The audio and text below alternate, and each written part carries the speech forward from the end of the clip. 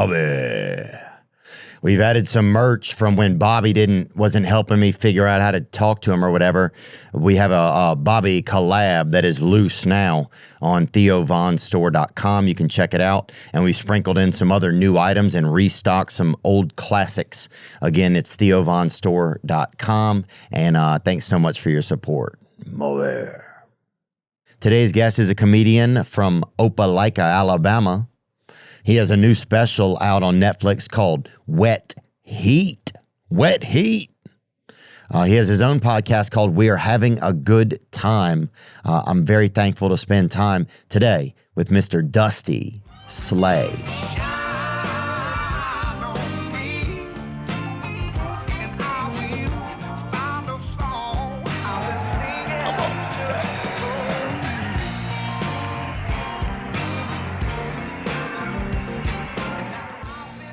Yeah, what's the? I see the hat as a Cole Wetzel hat. That's like cool, yeah. Well, what's the lightning bolt? I don't know. It's probably weather. I mean, they're doing all that weather seeding now. Yeah, that cloud seeding. Yeah, that's true. Maybe he's involved in that. Maybe he shit. is. He could be. I wouldn't be surprised. That's how they get the record deal now. He looks like he definitely. He looks a little humid sometimes. Yeah, yeah. You know what I'm saying? I mean, he looks. I do know. Yeah.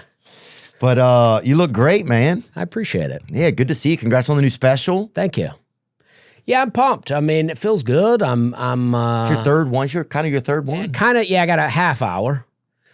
But these are both self-produced, Wet Heat and Working Man. So it's fun to, Netflix is not like, hey, we're going to give you a special. I have to film it and then sell it to them. Yeah. So it feels good that they're buying it. And you do the work, man. Yeah. I saw you were trending yesterday or the day before on Netflix. That had to feel good. Yeah, it felt good. I hit 7. I was, last time I think I hit 2. No way. But 7 is still good, though. I like 7. Well, a lot of people are still really stuck in that missing woman off the cruise ship. Oh, okay. And it's hard to go up against that. Yeah, because they put a special up against TV. So if you watch a full season of a show, then that's like, each episode is a watch. But you have to watch a special over and over again to get that kind of. You're lying. I think that's how it works, yeah. Like if you're watching Seinfeld, every episode is a watch. Yeah. And most people watch a comedy special one time. Oh, if someone's watching it more than one time, they're not. Yeah, I think they're probably kidnapped or whatever. They're not doing that. They're great. Locked in my basement. Yeah, that's a great point, dude. And they're also called my wife. That's another person, dude. Dude, you know what I was thinking yesterday? Dude, they don't have any more. There's not a lot of cross-eyed people anymore. You don't see it a lot. Maybe glasses are fixing it, but you don't see it. Were you part of like that cross-eyed realm or whatever? No. I mean, I don't think I was ever cross-eyed. I might have been in the realm. Yeah. Because I remember people with an eye, they'd be. Now, I got some land out in McMinnville, and I went into I wandered, I thought it was a thrift store. It turned out to be a museum.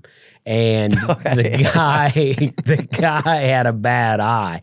I think he had a glass eye, and I think he was excited I was in there. Oh, yeah. Because he didn't have anybody to tell stories to. And he talked to me for a long time. That's beautiful. So they are still out there. They're just they're hidden away. And that's McMinnville, Tennessee? Yeah, McMinnville, Tennessee. I haven't been there. Is it a nice community? It is nice. I got a little land there. I got a little cabin where I'm trying to build an orchard. But McMinnville feels real tucked away. It's a good bit off the interstate. Wow, that's beautiful looking. Yeah, mountain town. They got a lot of kayaking, a lot of... Really? Yeah, that's the nursery capital of the world, they say. Because of what, just birth rate or whatever? No, like trees, like plant nursery. Oh, damn, brother. But, hell yeah. No, I'm from Opelika, Alabama. Oh, okay. Sorry, you're from Alabama. But I got, I just, during COVID, I was, I don't know what was happening. I had a little money, so I bought 10 acres of land. Oh, yeah, God. And I was like, if we never get to go back out to stores again, I want to walk around some pasture land. Yeah. And McMinnville, I mean, I walked into a restaurant there with a mask on, and that place was packed, and I don't think they'd ever seen a mask. And I was like, well, that's what I'm talking about. Yeah. I ripped it off. I mean, I was like, this is freedom out here. Yeah. Oh, you got to yell right when you pull it off, you know, just to let people know, oh, he didn't mean the mask. Exactly.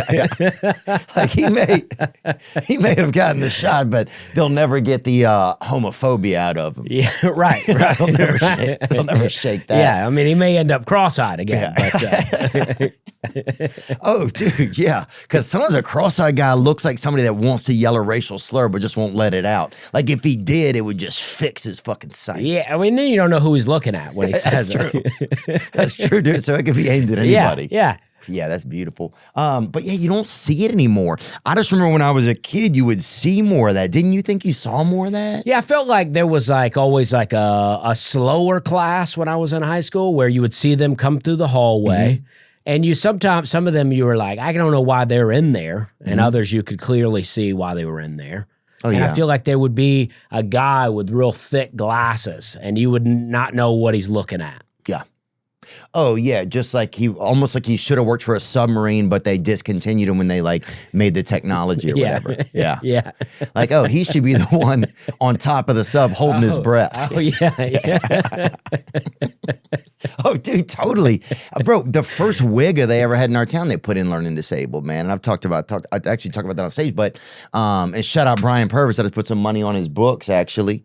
He didn't do it. He might have done it, but I think he's in jail now. But they'd never seen a white kid that wanted to be black, and they threw him in there. Oh, yeah. That's too bad. The guy just had some style and some flair about him. Yeah. Yeah. But he would just be in the hall, like doing like invisible crossovers on all the other hand. So he was just like playing like just full court offense against the rest of the. He probably liked that he was in there. He's like, this is easy. This is a dream for me. Yeah. He probably did, man. So far to get to the back of the bus. Yeah, true, dude. Yeah, man. There was times I remember you see that.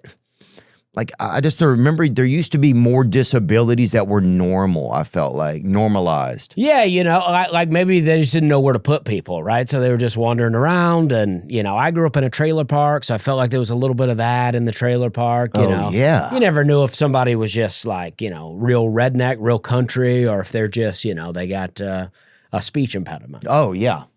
Oh, well, dude, even the name Dusty, I mean, I remember there were names that were kind of, I don't want to say weather-related, but off like Sunny. Like a Windy. Yes, Sunny, Windy, Dusty. Drizzle got into like the black kind of country Drizzle, group. Yeah. But there was others, it was like... Misty, did we say Misty? No, we didn't. And That was a big one. Misty was very popular. Misty felt like, I know some Misty, so I don't want to talk trash, but it felt like, it was like they were attractive, but a little loose with it sometimes. Yeah, definitely. Like they'd put their bra on, but wouldn't snap it together in the back. Yeah. They wanted people to see it. Yeah. Oh, dude, Misties were usually pretty cute, weren't they? I think so. I can't think of an unattractive Misty ever. Yeah. I know a few Misties. That was kind of country hot, man. Yeah. That was kind of country and you hot. maybe get a little misty-eyed around them. Maybe that's why they named them that. Yeah, I'm trying to think. Sunny, Dusty, Misty. Oh, there was one more. We had a girl, Stormy. Oh, Stormy, yeah. We had a girl named Stormy Bernard that used to play volleyball in our town. And they didn't even have volleyball, but she told everybody she played it or whatever. Okay, yeah. She had good legs. Yeah. Yeah. If you have good legs, it's believable that you play volleyball or softball. Yeah. That's believable. Girls with good legs and just a stoutness about them. Like an attractive stoutness. Oh, yeah. Yeah, it's nice. Yeah, dude, I love that about growing up like in a kind of a rural area. Because we weren't in a trailer park. We were just kind of like in a white, just like, it wasn't super redneck bus. It was just like kind of trashy. Yeah. And no judgment. Shout out to everybody from McGee Street. But it just was what it was. They know it. Nobody was pretending what was going on. Yeah, we had a trailer park. Our trailer park was like half Asian. We had a lot of Laotian people in Opelika. So, really? Yeah, so our bus stop was... me and the Asian kids. Oh, that's beautiful. Yeah, it was fun. Dude, y'all should have made a music video or something. That's beautiful. Yeah, it did seem exotic in a way. As I got older, I felt like when I was getting off the bus with the Asian kids, it felt like because you feel insecure about getting off at a trailer park, but when it's with the other Asian kids, you feel like, well, we got something going on here. Right. It's almost like, look, I'm here supporting them. It gives you that thing. Yeah. Yeah. Yeah, I got a vibe, Yeah. you know. God, we're doing something you wouldn't even understand it. Yeah, you don't get what we got going on. Yeah. Oh, dude, yeah. If you'd have got off the bus with a bunch of Asian people, literally people would have thought, on my street, people would have thought that bus came from outer space. Like, they just didn't even, I'm sure it had to be like that by you. Like, did you have Laotian friends there? Yeah, I mean, they were at my age. Yeah, we were friends. We hung out. One guy named Enoy. We used to hang out. That was his name. Enoy, yeah. Yeah. And we used to hang out. We were, and there was others, you know, there was a guy named Chukiat. He was a little older than me. And then there was Hook. And then they had a sister named Sherry. Ooh, Sherry's pretty hot. Yeah, usually. Sherry was hot. Yeah. Sherry was hot. I actually found some pictures of Sherry that she gave me when I was a senior. It's probably here like her junior pictures. Yeah. I found them in a notebook. Did you? I was like, wow, I still got these pictures of Sherry. That's nice, dude. Yeah. God, she sounds hot, dude. Namburi was the last name. Namburi? Yeah. Sherry Namburi? Sherry Namburi, yeah. God, sign me up. Yeah. We had a girl named Treasure in our neighborhood, too, and she was hot. That feels oddly weather-related, like pirate ship, like you're out on the waters finding some treasure. Yeah, Stormy, Dusty, Treasure. All those are kind of... Rain, I didn't have any rains, but that's a name. Oh, yeah. That's a name. I know a country-ass Rain lady that lives here. Oh, yeah? I know like a real country lady named Rain. What was that trailer park like, man? How was the vibes over there? Was it pretty cool? It was awesome. I mean, I loved it. It was like on a dirt road, about 20 trailers probably, some tucked away a little bit in the woods. And then on the front, like on the main street was houses. So we had some brick houses. Then behind those was some trailers. And then on the end, 2 double wides. Ooh. We had Enoy lived in one double wide. And then a guy... he went to a different school, nicknamed Squirrel, and that was my friend. He had an above-ground pool.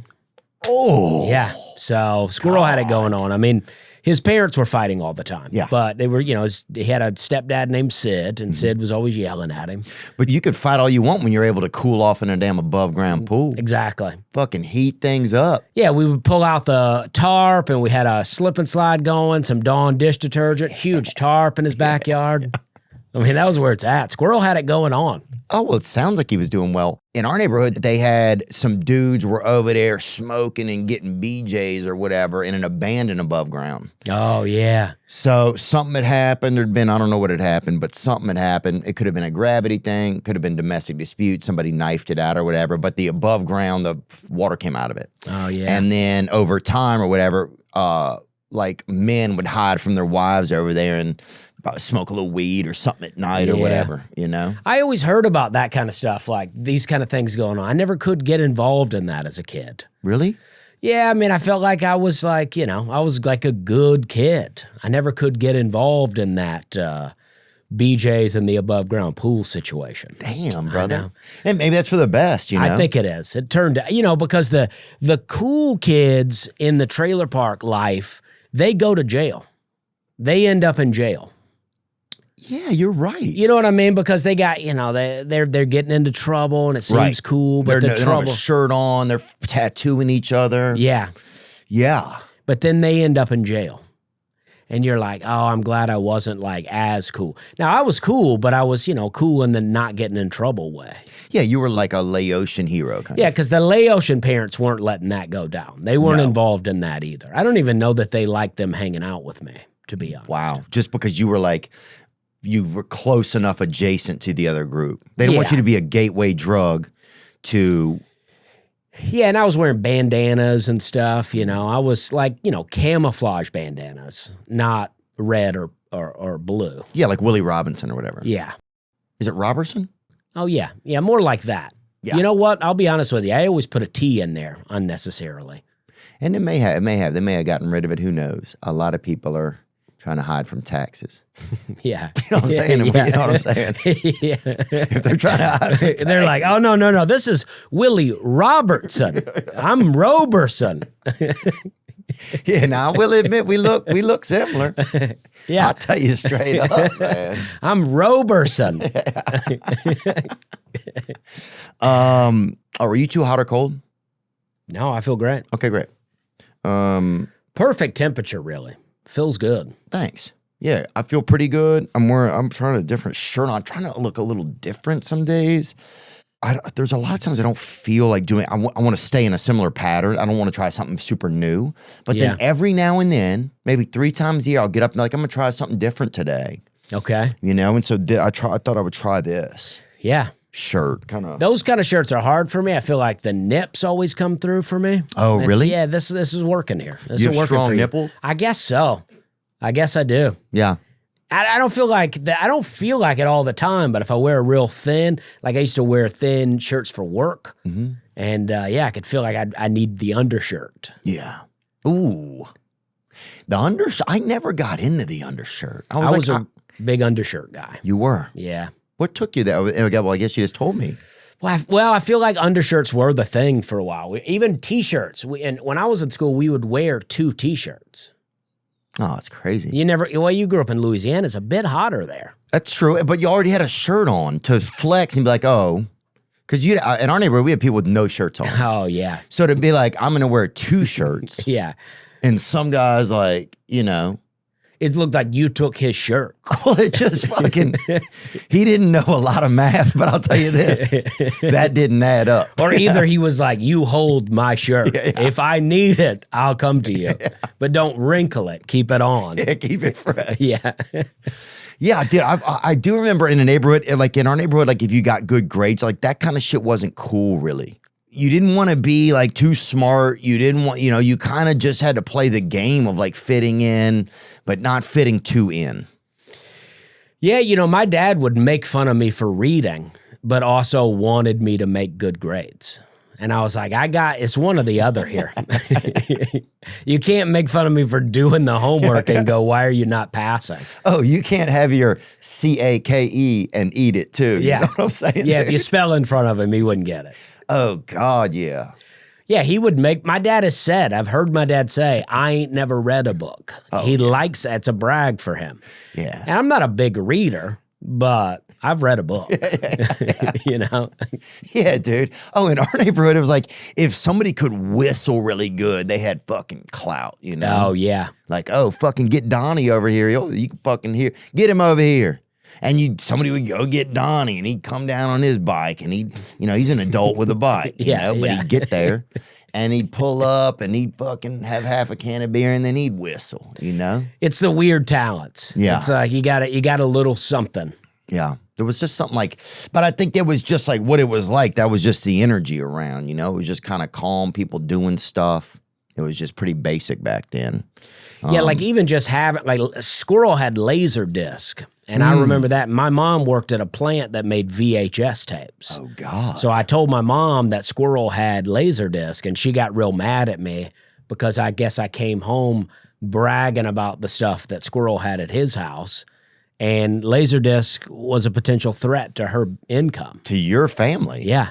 You're down there in the other double wide. Yeah. Look, swimming in an above-ground pool, watching Laserdisc. Living high on the hog. Yeah. God. Yeah, meanwhile, my mom wasn't yelling at me like Squirrel's mom was, but I'm like, these things seem cool. Yeah. I could take a little yelling for a few perks. Oh, yeah, for sure, dude. Oh, my big thing was peeing on the floor in my room. I remember when I was a kid, that was like one of my big tricks or whatever. Like, I never could whistle. And then I'm trying to think of what else happened. Oh. What would peeing on the floor give you? Just fucking. Being like, I can do whatever I want? Yeah. Like, my mom can't do nothing. I'll pee in the floor if I want. Like, hey, we'll show them, huh? You can't pee in the floor at your trailer or your house, but I can. Yeah. Yeah. Oh, dude, I think there was a part of me that thought, like, one day I'm going to have my whole room fucking collapse right into the fucking living room, and I'll show all these motherfuckers. Oh, yeah. Like an alien spaceship just landing, Oh, yeah. What else? Yeah. I remember my buddy's dad got his wife, so my buddy's mom, got her a window, like their window had been out for a while, and he got him a window, and he put it in upside down, right? So it was like, fuck. But it wasn't coming out. So you just let it down like that. You let it down like it's a car. Yeah, so it was just, It wasn't bad, but it just. He might be sitting out there with his arm propped up on it like he's riding in the truck. Yeah, he just leans into the house like, how you doing, babe? Yeah. Misty's out in the yard. He's letting it down. Yeah, dude, shit like that, just regular shit. I just been in here peeing in the floor. Yeah. Hold on, let me put a cork in my wiener, and I'll come out there and take a look at that new. That's fucking damn. That thing works with gravity. That window, huh? That's different. Yeah. That's the way. It really is. Yeah. Because the old way where you push the window up, that you're defying gravity. Yeah. That's damn wizardry. Most guys enter the room wiener first. Yep. Cock first. You heard it. Blue Chew helps. Blue Chew isn't just a tablet, it's a cheat code for your crotch. Stronger, harder, longer lasting, straight bangers. You feel me? Like someone gave your downstairs a pep talk and a gym membership and turns your downstairs into an upstairs. Blue Chew is the original brand offering chewable tablets for better sex. That's it. Last time I took a Blue Chew, I accidentally picked a lock. And we've got a special deal for our listeners. As always, get your first month of Blue Chew free. Just use promo code Theo at checkout and pay $5 for shipping. That's it. Join Blue Chew's mission to upgrade humanity one thrust at a time. Head to bluechew.com for details and safety info. And big thanks to Blue Chew for sponsoring the podcast. If you run an e-commerce business, you know the best way to be successful is to keep your customers happy. That's why smart retailers use ShipStation. One thing I love about ShipStation is that it makes it easy to automate shipping tasks and manage orders in one simple dashboard. With ShipStation, you never need to upgrade. ShipStation grows with your business no matter how big it gets. It's the fastest, most affordable way to ship products to your customers. With discounts up to 88% off UPS, DHL Express, and USPS rates. And up to 90% off FedEx rates. Wow. When shoppers choose to buy your products, turn them into loyal customers with cheaper, faster, and better shipping. Go to shipstation.com/THEO to sign up for your free trial. There's no credit card or contract required, and you can cancel at any time. That's shipstation.com/Theo. Yeah, man. There was just stuff like that about growing up. Was it real poor by you, or did it feel organized? Did anybody have that trailer with the lattice work around the bottom of it?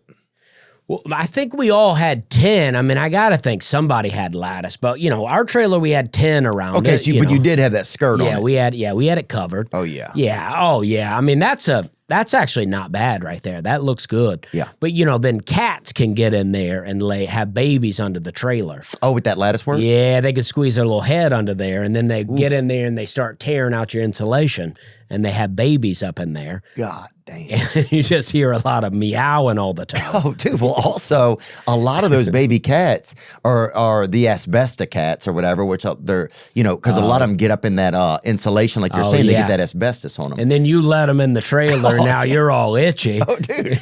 Well, I would notice, I'd pet a cat about 40 times, and my hand would have little cuts on it. Oh, yeah. Like, God damn. You think you have a cat allergy.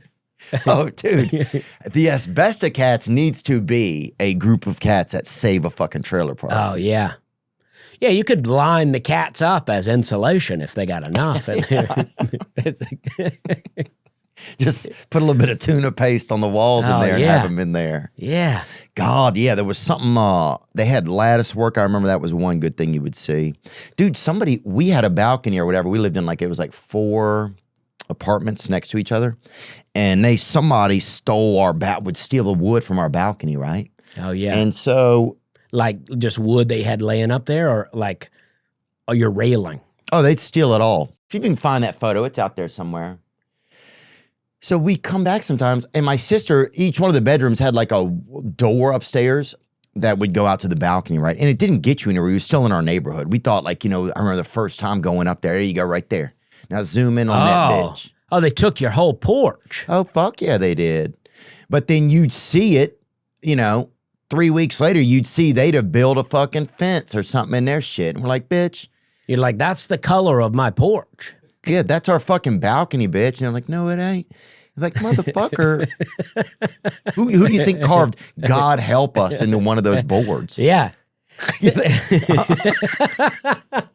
With my initials under it. That's why you got to pee in your room. You can't go out on the balcony anymore. Dude, I mean, shit. Zoom back in on that bitch. I hadn't looked at this in years. But yeah, dude, people would fucking steal the wood, and they would steal. We had a fence right in front of that bottom door downstairs. And so people would steal that shit. So you'd have to go fucking find it. My mom slapped a kid one time because they took it, and she had to go to jail. We had a barn. My dad had a barn, and we used to, we would take wood off the barn to build a clubhouse. Oh, yeah. And we thought the barn was abandoned. And my dad went out there one day. He's like, "Where's all the wood?" And then he sees our clubhouse. Dude, imagine having such a shitty childhood that you think part of your fucking home is abandoned. You're like, well, fucking, that's abandoned. He's like, that's where I work. And you're like, oh, my bad. That's crazy, dude. Yeah, but the trailer park that I lived in, it did feel good. It felt organized. It felt, but there was, for a while, my sister lived next door to us in a trailer. So we had a trailer. My sister and her husband had the next one, and she married into a guy who had 2 kids already. So there was, a bunch of kids. We had our own little courtyard there in the middle. And, oh, that's nice, then it kind of sounds like. And then my mom had a phone, and people would come over and borrow the phone, landline. Oh, yeah. So it'd have that long cord. And so people would be out on the back porch on the phone with the door closed. Like, they still want privacy. Even though they're using my phone. Like, hey, look, we're going to listen. If you came over here, we're going to listen. Yeah. Oh, dude, things like that were so much fun. Well, one thing that money gets you is privacy, or even just like, that's one thing I even saw, I think, when I was young. Like, when you were poor, everything was right there. You could hear the neighbors. In the apartment, somebody else would cook something. It would come through your vents. Oh, yeah. So you're hungry, and you're like, fuck, they got all that shit. And now you're yelling through the vents, fuck y'all, but also ordering like a number 7 or whatever, you know? So... it's just like, but you would hear if somebody was doing something bad or whatever. If somebody was domestic dispute, you would hear all of that. Yeah, my buddy, his mom, he lived next door. His mom had him when she was real young. So she was like, we were like, early teens, and she was still pretty attractive. And her husband, or her boyfriend, I heard them like having sex, and their trailer wall is real thin. So I could hear it out in the yard. And I was like, me and my buddy, not the buddy that was his mom, but another guy, we're like creeping up and my mom's out there raking the yard. Wow. She's like, get away from there. But we're like, this is pretty fun. What's happening? Yeah, we're hearing this attractive lady have sex. God. Middle of the day. Oh, yeah. That was like, that could have been Cinemax for us. Oh, dude, you don't just get something like that unless God has favor. Yeah. I don't think anyway. That's not an accident. First of all, 2 people comfortable enough to make love. And was it drug induced, you think? Or at least alcohol induced. Okay. But at least 2 people making love during the day, and neither one of them is a victim of something. And they're being loud. Yeah. Oh, they're brave then. It's like, we can hear it. My mom's doing yard work out here. We're into it, though. We're like, this is what I'm talking about. Well, what if you don't really figure out it's not, and you see your mom just rubbing the rake across the ground, and it's like, and you're like, what is she? What kind of new grass is that? She's like, she just keeps raking. You're like, I'm like, you're working too hard. She's like, I enjoy it. She's trying to cover for him. Yeah. She's over there. Sorry, man. I'm not supposed to laugh and like this much, but that's hilarious, dude. Yeah, I just love, like, there was always something great about being in a shitty neighborhood, kind of. Because everybody was right. If you wanted a friend, they were right there. Everything was right there. But then also, all the drama and the bullshit was right there. Like, if people were fighting, if people were like, the dad was leaving, everything was right there. So everybody knew everything. You couldn't, it kind of was sad sometimes because you didn't feel like anything was personal to you. There was nothing you could keep for yourself. Yeah. Does that make any sense, you think, or no? I think living in trailers, you're at least spread out a little bit, whereas apartments, you would be right up. I mean, because I've lived in apartments since then, But yeah, we called the police on a church one time for playing their music too late on a weekday. Like the church was real close. I still think about that we all agreed at the trailer to call the police on the church. It couldn't have been that loud. We could just hear it. Yeah. It wasn't keeping us up. Right. But we were like, I don't think so, guys. God, they need to turn that shit down. Because Yeah. that's how it starts. I mean, should they turn that down? And somebody else has had a beer and they're like, well, fuck yeah. And I can't hear my music. Yeah, dude, it just gets weird. There's always talk like tornadoes is such a big thing with trailer parks. Was that a part of y'all's thing or not really? Well, I think any storm is scary when you live in a trailer, right? It's like, we were just talking like about weather and like what storm is the scariest. And somebody said earthquakes was the scariest for them. But I'm like, I grew up in a trailer. Earthquake was the least of our worries. Yeah. There's nothing even really to fall on you. But it's tornadoes, even wind. We grew up under pine trees. We had a ice storm once that froze a tree limb, and the tree limb fell, and it stabbed through the roof of the trailer. Oh, hell yeah. And hit a shelf. My mom had a bunch of ceramic owls on it. They went everywhere. Yeah, it's heartbreaking. God. Yeah. That shit is heartbreaking. But so all weather. And so, yeah, tornado. We had tornadoes blow trees down on our trailer one time. Oh, well, down in Alabama, I think they have the worst trees. If a strong storm tornado does show up, yeah, they literally have these tall pines. You can't really do anything with them. They drop pine cones. There's sometimes fun around the holidays or whatever, but they're 1,000,000 feet tall and So literally tall. just waiting to freaking kill somebody. Yeah. Yeah, one fell across the trailer, another one fell on top of it. It's almost like they're doing a game like that, like hands on the baseball bat, like whoever gets to the top, you know? Oh, yeah. It's like they're just going to keep falling until somebody, And trailers are just right under. I mean, the tree weighs more than the trailer does. Dude, there's more wood in the tree Yeah. than there is in the trailer. Oh, yeah. It's like the tree is almost like, here, use us. We're right here. You're living in this aluminum. The tree's trying to help. Oh, God, dude. Yeah, that kind of shit just fucking... I'm trying to think of whatever else really got me. Dude. Well, one time when it froze, when there was a freezing in the South, it was a big thing. Huge deal.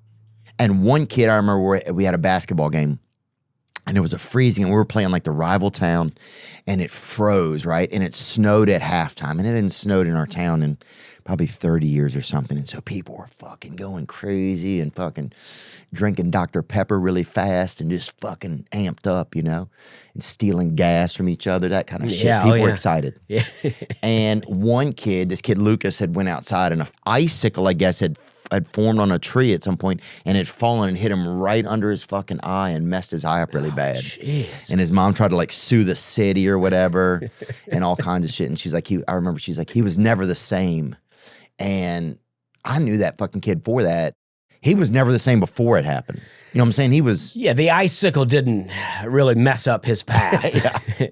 I think you didn't get a strong take on your son before that icicle hit him. Right. You know? Yeah. Oh, it's easy to show up once there's a weather lawsuit, you know? Yeah, the city's like, well, show us some of his accomplishments prior to this. Yeah, and he was just a downward stock out of the gate, I think, you know? I mean, he couldn't even fucking whistle, I remember. People were like, boo. But yeah, there was something growing up like in like a place that like, I don't know. Shit like that was just fun, man. Well, yeah, you got some character. There's not a lot going on. Yeah. You made the most of it. Yeah. I mean, we were just hanging. I mean, talk about pine cones. It's like, we love pine cones. We used to throw them at each other. You build fires out of the pine straw, burn pine cones, get a fresh pine cone that's not spread out. It's real hard. Oh, yeah. A lot of spikes on it. A virgin when or underage when some guys called them. Yeah. Not like these old wore out, stretched out pine cones. Oh, yeah. Like a fresh green one. We'd throw rocks at each other. We'd ride the bike. I remember there were these girls riding bikes up and down and we were throwing rocks at them. Fuck yeah. And my buddy missed and hit me in the head. Oh, yeah. And I was bleeding. I started crying. You know, there's no one to sue. Well, also, Dude, that's another thing about being poor. There's no, who are you going to sue, the other person? Nobody has shit. No attorney is going to support either one of you guys. Dude, one time we're riding on the school bus and this kid, Jason, and he came from a pretty shirtless family. Like somebody got the shirt, but they had it, like not everybody got it or whatever. But he, on the bus that day, he's like, he found a rock that was pretty good. And he's like, I'm throwing this bitch today. You know, he was just fired up or whatever because I think his birthday was coming up. And he's like, I'm throwing this motherfucker today. Somebody's going to get hit by this bitch. And he kept showing it to me. We kind of hung out in different little realms of school. They had like, at our school, they had the hick tree, prep tree, blacks kind of went out wherever they wanted kind of. And then hick tree, prep tree, and one other thing. I think it was just like people that listen to Soundgarden or whatever, you know? Oh, yeah, like a grunge. Yes. Yeah. Like a grunge thing. And so anyway, he was over by the hick tree and he's like, and I would hang out over by the prep tree. I just had more friends over there. And at one point, he had his rock. He's all ready. I'd forgot about it. So at recess that day, I'm fucking hanging out over there. Fucking rock comes, hits me right in the fucking head. Of all the people, he didn't even aim at him. He just hummed that bitch. Fucking took me right out. You were hanging out under the wrong tree that day. But still. I'm like, dude, just fucking, I'm the only guy you know over there. And he probably was just throwing at the prep tree. 100%. He's just like, I want to hit somebody under the prep tree. They think they're better than me. Yeah, totally. I want to hit people under the prep tree. That's my attitude. That would have been I didn't throw the rock, but you know, my mindset was I'd like to throw a rock over there. Yeah, somebody's going to feel a little bit of my pain today, dude. And I had friends over there too. Yeah. I had friends in the hick tree, the prep tree, the black tree. I had friends under all of them. Yeah. You know? God, dude. And I might have even been over there just bumming money off of some kids. Even the Laotian tree. Yeah. They were all my friends. Oh, yeah. Oh, dude, I met some good Laotians. You know who's Laotian? There's a comedian named Lucas Seeley. Oh, I don't know Lucas. Lucas Seeley. He lives in Montana now, I believe. He took me up there they had a Montana comedy festival. We had a good time up there. But he's Laotian. I met some decent Laotians over the years, and I'd love to meet more of them, to be honest with you. Well, Opelika's the spot. I think that's the Laotian of Alabama. Yeah? Laos of Alabama. Oh, I guess like Laotian's not the country. Yeah. Oh, there you go right there. It's Lucas Seeley. I believe he is Laotian. He runs a lot of good food there. His family has a egg roll truck. Okay. Wet heat, man. That's what you're calling the special. Yeah, wet heat, and it's. I like the name because you don't know what the name might mean, right? You don't know. It could be, hey, we're doing a '90s sitcom. There's a little murder, a little sex. You don't know. It could be a buddy cop film that takes place in Miami, but it's a weather joke. Wet heat, humidity. I go out to Phoenix, you know, and they're always like, oh, I'll go, it's real hot out here. And they go, yeah, but it's a dry heat, you know? Yeah. And their heat is better than my heat, right? And I get defensive and I go, yeah, but I like a wet heat. So that's what I tell them. I like a wet heat. So that's why it's called that. I like it. It's a great special.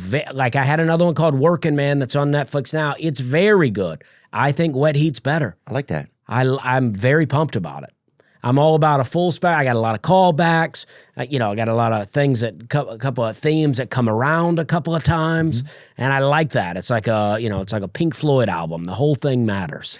Yeah, I watched about 15 minutes of it, and I enjoyed it, man. I like how I kind of get in, and then there's some spots where it really just surprised. Like you always know you're gonna laugh most of the time, but there's some spots where I really just found myself just like.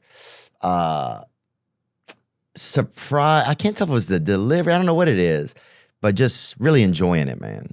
Well, I appreciate that. And, it's about 70 minutes. So if you watch it 15 minutes at a time, you got about, I don't know, I'm not good at math, but maybe about 4 more settings. Yeah, I love that. You know? Oh, yeah, I can invite friends over and have it in installments. Yeah. Yeah. Come over, watch another 15 minutes of the special with me. Yeah, I was trying to think because I don't know if I'm at the part. Oh, I am at a part where there's a lot of urine in it and talking about peeing and growing up and how many times men pee or don't pee. Yeah, I mean, I got a lot of bodily functions in there, probably more so than any special I put out. But I like, I pee a lot. I drink a lot of water, and I'm out here peeing. Yeah, and it's a wet heat. Yeah, it is a wet heat. How do you? Pee is a wet heat. Dude, it's the ultimate wet heat. That's something I missed. That's a theme I missed. Well, I won't even wear, I notice at night, honestly, Dusty, I won't even wear those tight underpants anymore because it pushes on my bladder. Yeah, I don't like that. I didn't even think about this because I've been buying these kind of semi-tight undies or whatever, and it kind of, it's tight. The band up here is tight. Yeah. And so then my bladder didn't even get to fully expand and hold a normal amount. Oh, yeah. And so twice a night I have to get up extra just because I've chosen tight undies. Yeah, you got to just get loose with it. Just let it free, I want to almost make a good cotton undie because they say a lot of those polyamorous or polymethylene underpants or whatever, the plastic's getting in people's nuts. And I'm everything. all about 100% cotton. I wear 100% cotton underwear. These socks are not. Jeans are. Shirt is 100% cotton. God, I'm all about it. I like linen, wool, cotton. That's where I'm at these days. Really? Not together, all on their own. Oh, yeah, I don't mix meats, you know what I'm saying? You don't want to blend it. That's crazy. Yeah. That's where it's at, though. And I think I got like a pee paranoia almost. Like if I'm getting on the plane, I'm like, I got to go pee because if I get on the plane and then we sit there for a while, I won't have, because if you're bored early, you sit down. That's a good point. And then by the time everybody else is boarded and then you take off, it's a long time to get to pee. There's no way to win that exactly. Yeah. And then some flight attendant goes in the bathroom and they're in there all day. I'm like, what are you doing in there? Sudoku. Yeah. We know it. Yeah. So we know it. Yeah. But yeah, it's like there is no way to leverage that perfectly because if you get on early, then you have to wait all that time before you even leave. Whereas if you wait and pee and get on last, that's kind of nice. But then you have to wait all that whole time in that line. Yeah, sometimes I feel like I go, I want to board at the end. I'm just going to chill. But I can't. I can't chill. I'm like, I got to get on right now. I got to get on. Let's go ahead and get on. Yeah. There's a lot of, I don't want to call it anxiety because I'm not anxious about it, but I'm like, I could get on right now. I'm going to go ahead and do it. And then I'm on. Yeah. Because anything out there, you see the gate agent, you see them, the gate agent, they're basically the St. Peter with a lot of times mental conditions, right? They don't they'll be like the gate's closed, gate's not closed. They'll be like, we're full, not, you know what I'm saying? You don't know how they're going to be feeling.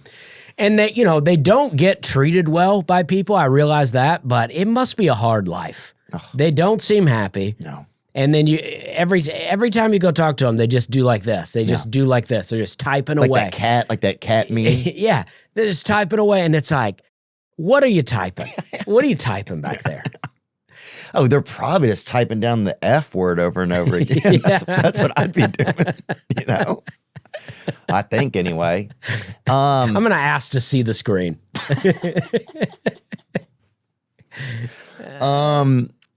What else? Oh, you sold pesticides. Is that true? Yeah, so pesticides. I was a pesticide sale. I sold to Lowe's and Home Depot. That's what I did for years. I lived in Charleston, South Carolina. Did you really, dude? I used to live on King Street. Oh, you live on King Street? I used to live above the Bebe store for probably about 8 months. Oh, amazing. I lived on Burns Alley, which is right off King. Was it over there by Kickin' Chicken or something? Yeah, really close to Cake and Chicken. God, it was so good. I used to tear the Cake and Chicken up. It was good. God. Yeah. Oh, hell yeah, dude. Yeah, I lived in Charleston for 10 years, from 2003 to 2014. Great place. I loved it. So that's where I started comedy, and I waited tables. That's Kickin' Chicken right there. Yeah. But it used to be different. That must be another location. They had a downtown, I think downtown's gone now. The downtown Cake and Chicken's gone. Yeah, it's been a while. Yeah. They had a little alley, and then they had that Harris Teeter over there. Was Harris that there? Teeter, yeah. They had that joint. And then I worked at a bar called O'Brien. I think it was called O'Brien's. I think I remember an O'Brien's. It was an Irish bar. On King Street. Yeah. Yeah, I think and I remember they had a that. band that played in there like once a week. It was a cover band, and I would go listen to them. What was the cover band? I feel like there was like a Molly Janes or a Janes. There was something like that. They were there forever. Ever. Yeah. Dude, I've tried to remember the name of that cover band for the past 5 years, and I can't remember it. Yeah, they were there forever. I remember hearing them when I first moved there. Everybody was advertising them, and then they were still going. and they would play Climb to Safety by Widespread Panic, and they played a lot of like songs everybody knew, like sing-alongs. Yeah. But they also played Climb to Safety by Widespread Panic, and I fucking loved it. And one time they let me get up there and ring a little bell or something during it. Oh, yeah. Yeah, I mean, like pre-internet, Charleston was like, I don't know, it was just great. It was like this nice little hidden city. Yeah. I lived on Folly Beach for a while. Dude, Folly Beach, people would surf out there. Yeah. People would get surf angry out there and she's like, you dropped in on my wave. And she'd be like, dude, what are you? I know. What is anybody talking about here? I know. We were just supposed to be, I used to hang out on the beach. I used to drink all the time on the beach. It was great. They had a place called the Sand Dollar, which I had to get a membership. They had a place called the Silver Dollar Bar, which was over across, that was kind of downtown, but across. Oh, yeah. I got beat up outside the Silver Dollar one time, I think. I almost did. Yeah. So. Yeah, I think it was the Silver Dollar, yeah. And Portside, they had a place over there called Portside, Silver Dollar. Yeah, there it is, Silver Dollar right there. But there's always people doing blow over there. Yeah. Thankfully. It was like, well, that's, a lot of that going on in Charleston. Dude, I was there during 9/11. I went up there. Actually, I hitchhiked up there to meet. There was a girl that I was in love with that moved away, and she didn't want me to be around her, and she was right. You know, it was getting. You hitchhiked to see her. That's bad. Yeah. That's bad. When you're willing to. This is before Uber. This is when. Yeah. How'd you get here? I just rode with some strangers. Anything it took. And it was like it was 12 hours down from Louisiana, but I got up there and it wasn't good. I remember I was on her porch one night and I was like, this has got to stop, you know? Yeah. And that's when I shut it down and got my act together. Took some of the wood from the porch on the way out. I sure did, I'm trying to rebuild something at home here. What am I going to make a shrine to her out of? Yeah. Obviously, her porch wood is the best thing to make it out of. But thankfully, nobody caught me over there. And I just remember I was on that porch petting a cat that wasn't mine. I don't know if it was hers.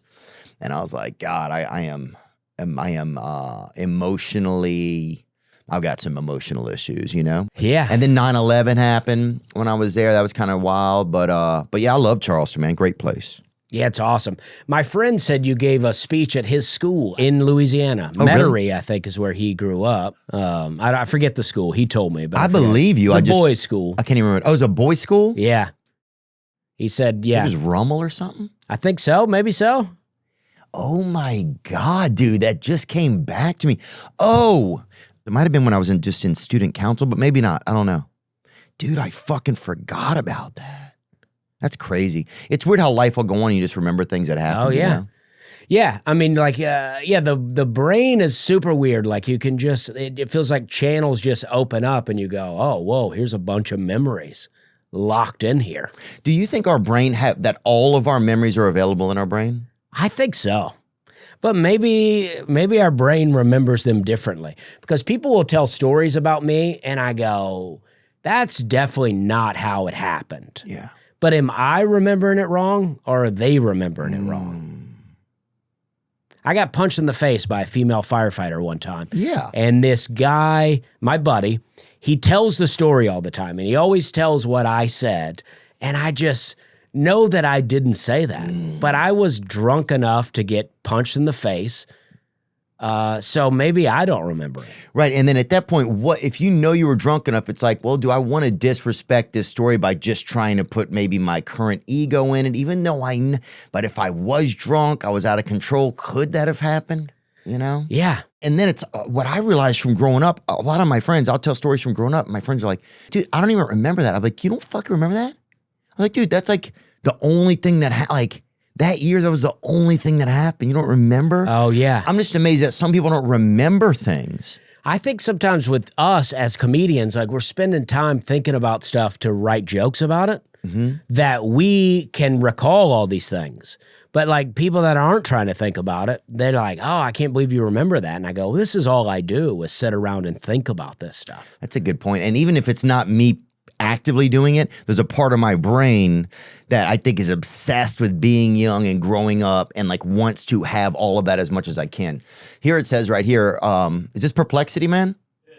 We started using this Perplexity. Have you heard of this? No. It's an AI. The brain holds and organizes all the memories we are able to form and retain, but it is not a flawless or complete archive of everything we've ever experienced. Memories can be changed, lost, or difficult to recall. Not everything is stored perfectly or forever. That's interesting. I know. I wonder if I should get someone to come on sometime who knows really the deepness of this. Yeah, and how could you open it up? They used to say acid would open different parts to your brain. Yeah. That's what they always said. That's why we like to take it. Because we didn't think we were partying. No. We were like, we're doing an experiment. Yeah, we're hiding in an above ground pool for 4 hours, laughing at we don't know what, but this is all under the guise of science. Yeah, we're open. We're expanding our minds here. I want to listen to this Pink Floyd album and understand what he means. Oh, dude, I remember my friend, we did some LSD or something, mushrooms, I don't remember. And he had a flashback of an Asian kid that had allegedly lived in our town or something. And he got so scared. And then he went and he locked himself in a closet for like 5 or 6 hours. And we're like, fuck, dude, that shit was heavy. acid? Huh? Yeah. Oh, yeah. And he had anxiety ever since then. That was a lot for him. I don't understand how locking yourself in a closet would make yourself feel better. Yeah. He needed but I don't know. What do you do, you know?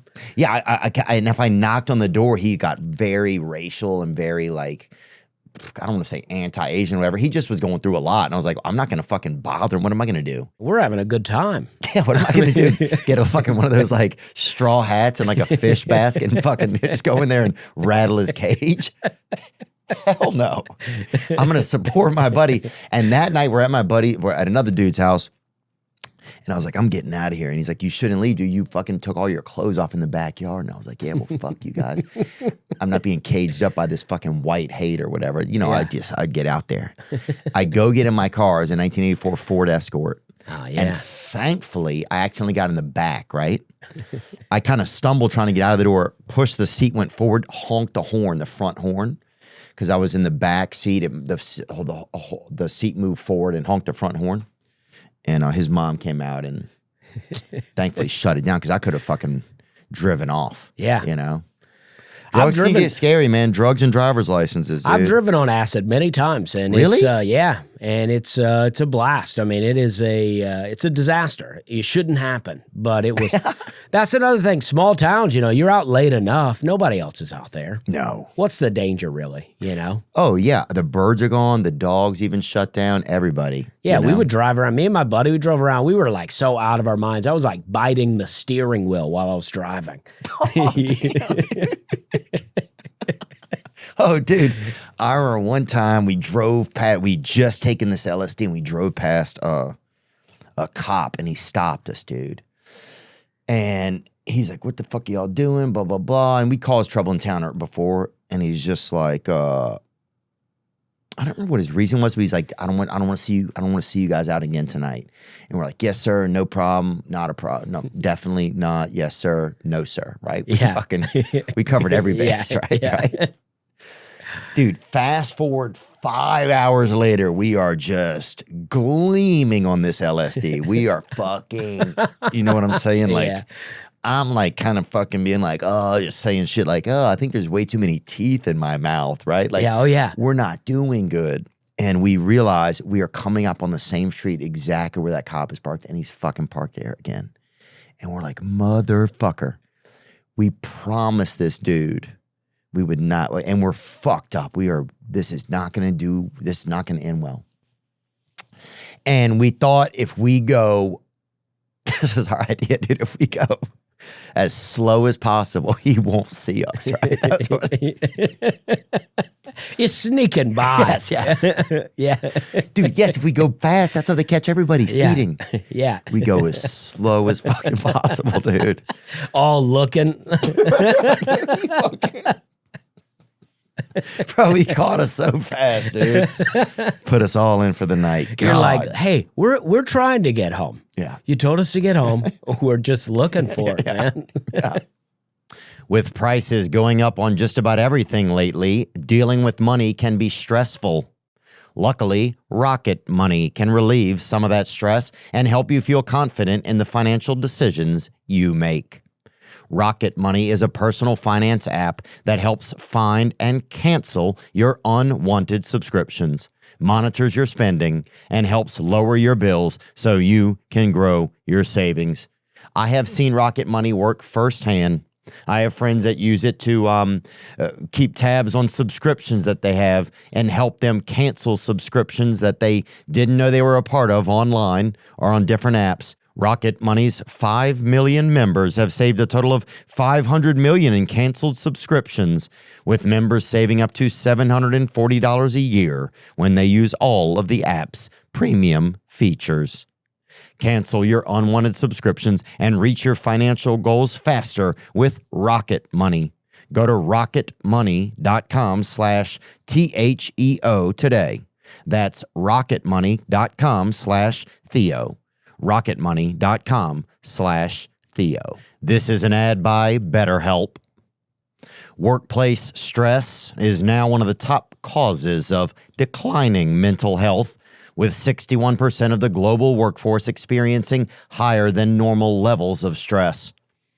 Even if you work from home, it's home place stress. It happens to most of us.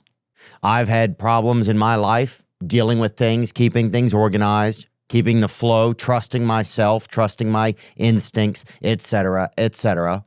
And BetterHelp was an option for me. With over 30,000 therapists, BetterHelp is the world's largest online therapy platform, having served over 5 million people globally. And it works, with an App Store rating of 4.9 out of 5 based on over 1.7 million client reviews. As the largest online therapy provider in the world, BetterHelp can provide access to mental health professionals with a diverse variety of expertise. Our listeners get 10% off their first month at betterhelp.com/THEO. That's betterhelp.com/Theo. Did you ever run into any issues with the pesticide? You run any good tales from the... Well, I did that for like 9 years, and I'm just like, I got one joke out of it. And I used to, there was 4 companies. We sold to Lowe's and Home Depot, and those 4 companies. I dated a girl that was on the competition for a while. No. And I'm pretty sure she had a boyfriend, and she was dating me at work. Yeah, I love that. So we would just, like you had to go to the store and you'd have to call in to the office from the store phone. Mm-hmm. And then so I would go in and I would call us both in. And then we would go drink for a while, and then we would go back to the store, and she would call us both out. That way, the store didn't see us coming and going. Oh. So we had a wild summer. Now I had not all the same territory that she had. So some days I had to work, but on those days, it was great. I mean, we would just party, me and her, and she was real hot, and it was like, even the other pesticide reps were like, she's dating you? Yeah. And I'm like, I guess so, guys. Yeah. I guess things are turning around. Yeah. And then you just take a hit off that side, baby, off that P side. That's right, and it felt good, and, I should have been fired. I had, but, my sales numbers were good. I looked good. I mean, sometimes it's just, who do we want pulling up to the door to sell pesticide? Who are people going to believe when they open the door and they see? Well, I'm just selling to the stores, right? So I don't have to go door to door. Okay. But I looked all right. I probably was a little heavy. I've been drinking a lot. I was drinking all the time. So, a lot of times I'd pull up to the store, clock in, go sit in the car, smoke cigarettes, go to sleep, that sort of stuff. Right. Yeah, because it's like... Yeah, dude, look, don't act like I haven't had a job. Yeah. And my boss was like, you got to be there at a certain time. And I was like, it doesn't matter, because the stores have no idea if this is my first store of the day or my second store. He's like, no, you got to be there. And I'm like, well, if I got to be there, this is how I'll handle it. Yeah. I'll clock in, and then I'll go, eat a bagel in the car and smoke cigarettes or dip. Oh, yeah. I mean, you got to find ways to kill time. Yeah. I mean, I'm the king of killing time. Oh, that's got to be your next special, yeah, dude. I mean, I can sit in a car all day. It doesn't make any difference to me. You give me the radio, some nicotine, I'm there all day. Yeah, God, I love that shit, dude. I used to love fucking sitting in a car. I remember I'd fucking sit in there. Like a lot of times my dad would go do something. I don't know what he was doing, but because he didn't have a job or anything, but he would leave me in the car. And I would try to put all the seatbelts on. I'd like try to sit in the middle and put all fucking 5 seatbelts on, dude. Yeah. Just do cool shit like that. Yeah, nothing like being left in the car as a kid back then. With no, I mean, there was no. The cigarette lighter thing? Yeah. I had a Bronco. The cigarette lighter would, like, if you didn't have your hand up there, it's so spring loaded, it would pop out onto the floor. Oh, yeah, I mean, it has some power to it. Oh, you don't wear sandals around this motherfucker. Oh, yeah. No. Yeah. I loved it. Yeah, I love that. The way the cigarettes were built, you smoke the cigarette and you just hold that thing right up there to it. That thing felt real. Yeah. I had an ashtray in there with the ashes in it. I mean, it wasn't coins in there. I was using that thing. Oh, that was so nice, dude. When that cigarette, because when you were a kid, if your grandparents or your parents left you in the car, you could push a cigarette lighter in and you knew it was going to get hot. You were not allowed around hot stuff. Yeah. You weren't allowed to have hot stuff, but that thing, you figured out how to work it and then you take it out and you're like, I wonder if it's hot. And it would be, it was the hottest thing they had. And then you're lighting paper on fire. You're putting paper in, but your grandma's like, where's all the receipts? Yeah. And where's my bookkeeping? Where's my missing posters for your stepfather? I don't know. God, that was fun, dude. My buddy's dad, my friend Bubby Jenkins, his dad would, I'd miss the bus or just say fuck it or whatever because I didn't really love the government or whatever. But his dad would give me a ride to school and his dad would do my spelling words and blow cigarette smoke in my face to fucking make it harder for me to fucking memorize them, to challenge me. Dude, he'd rip 2 or 3 darts on the way there.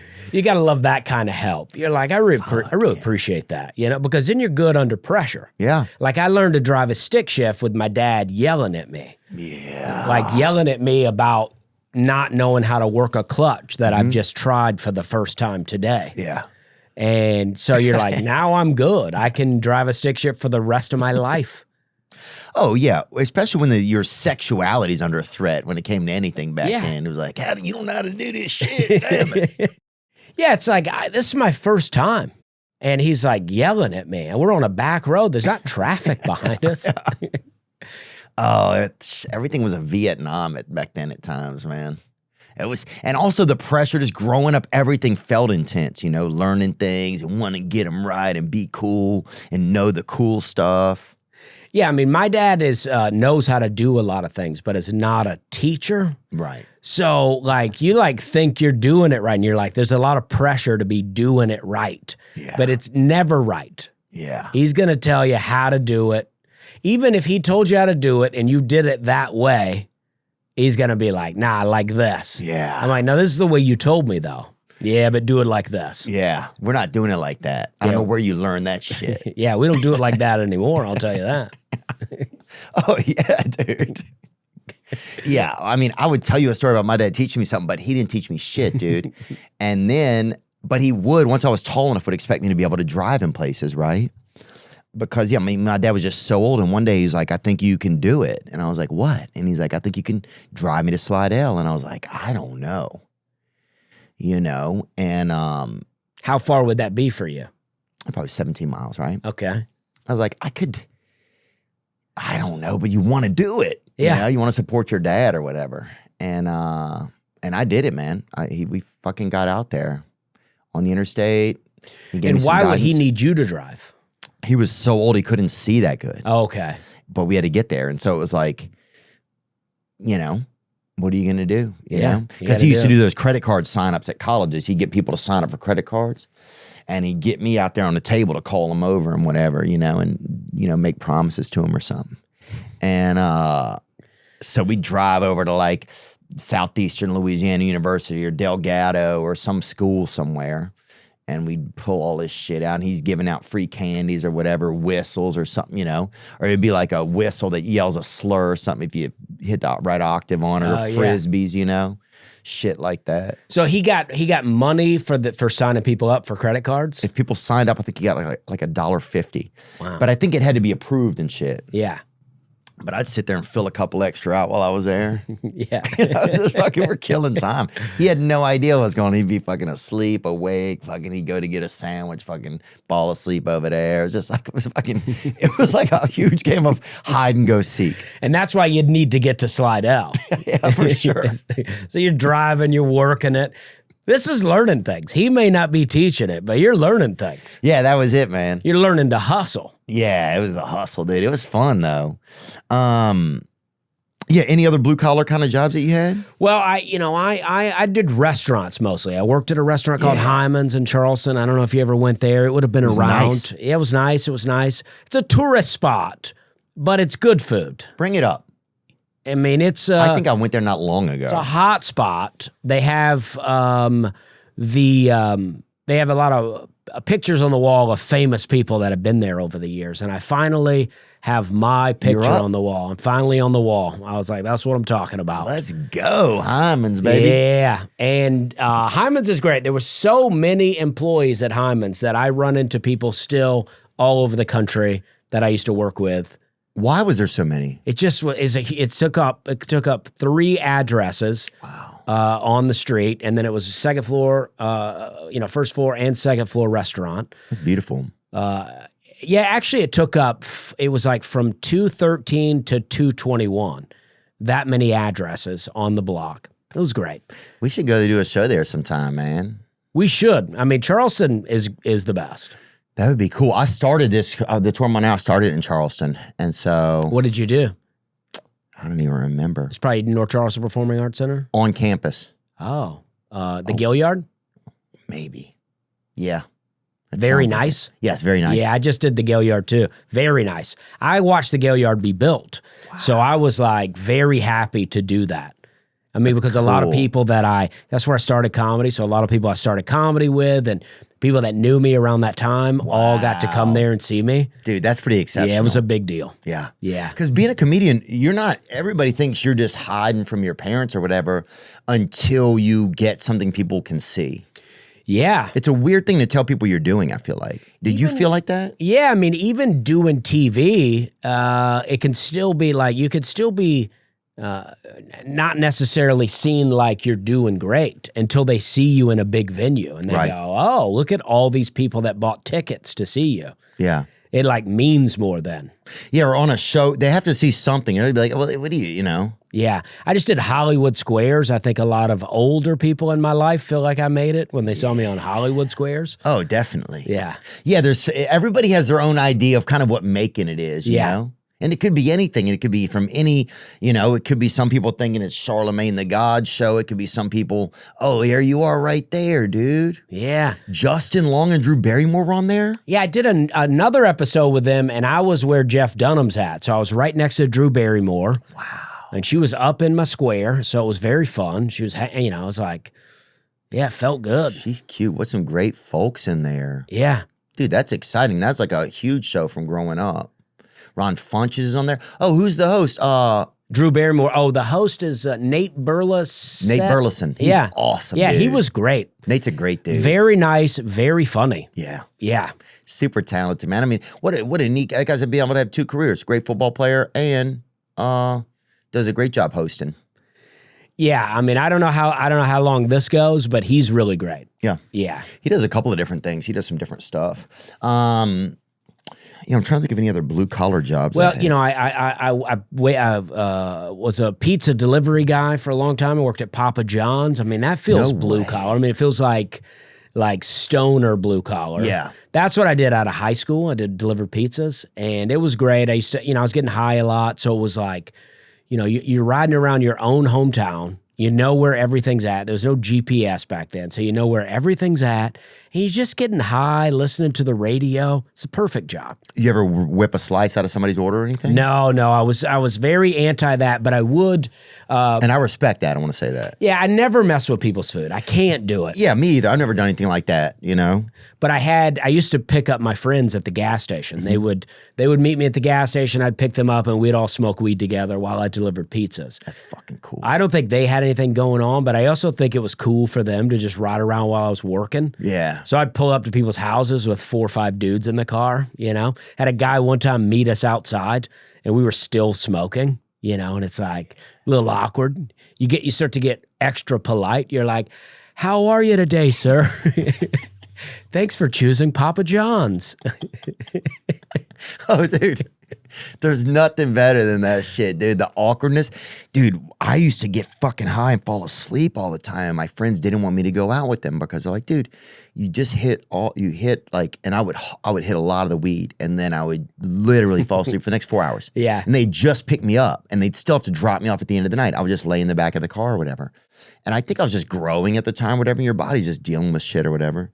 And one night we got so high and they just started a Taco Bell in our town, right? And this was like the grand opening. So people had come. People came from 30 miles. One guy rode a horse there. People were coming however they could. Some people didn't even get out of their cars. They just drove by. They honked. People would drop off their spouses, just do whatever. They didn't even know what was going on. That's a big day. And I got out of my buddy's van. And they'd all been inside. I'd fallen asleep. I wake up. Open the door, and my fucking folks are right there. They had just pulled up, and I'm so high, and I'd never seen them when I was high before. Oh yeah. And I'm just trying to pretend like I'm not high, Like, great seeing you guys tonight, huh? And they're like, "Oh, fuck. That was not it. That was not it, dude." You're like, am I talking enough? Am I talking too much? Do I normally look this happy? Yeah. Good seeing you guys here tonight, huh? This is so bad. Big deal, Taco Bell. Big deal. And then somebody did, I've told this before, but somebody defecated in the meat and they had to shut it down. And that was a true thing that happened. Jeez. That was horrible. I bet that's happening all the time. Not just Taco Bell. I don't know. It happened in our town. And I'm not saying, and Taco Bell, I'm nothing against you guys. I don't go there, but. I'm not even trashing Taco Bell, but I'm like, I don't trust people working these days. Yeah. Yeah. You ever go to a restaurant and see the people working there and go, "Nah, I don't think so." Oh, yeah. I've walked in and be like, let me get a good look at it. Is there anybody in here who's not? Nobody. Does anybody look like they care in here? Yeah. I don't think so. I'm going to head on out. Yeah. Somebody's just making, and there's even like a guy who's like, he's just doing TikToks of him peeing in people's food or whatever. And you're like, well, that's insane. Yeah.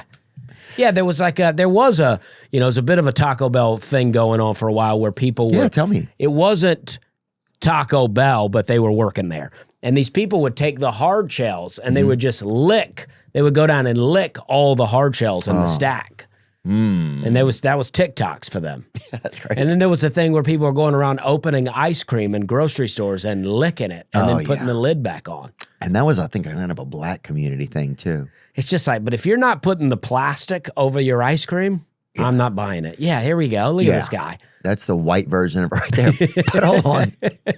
You knew he was doing that for you, even fucking.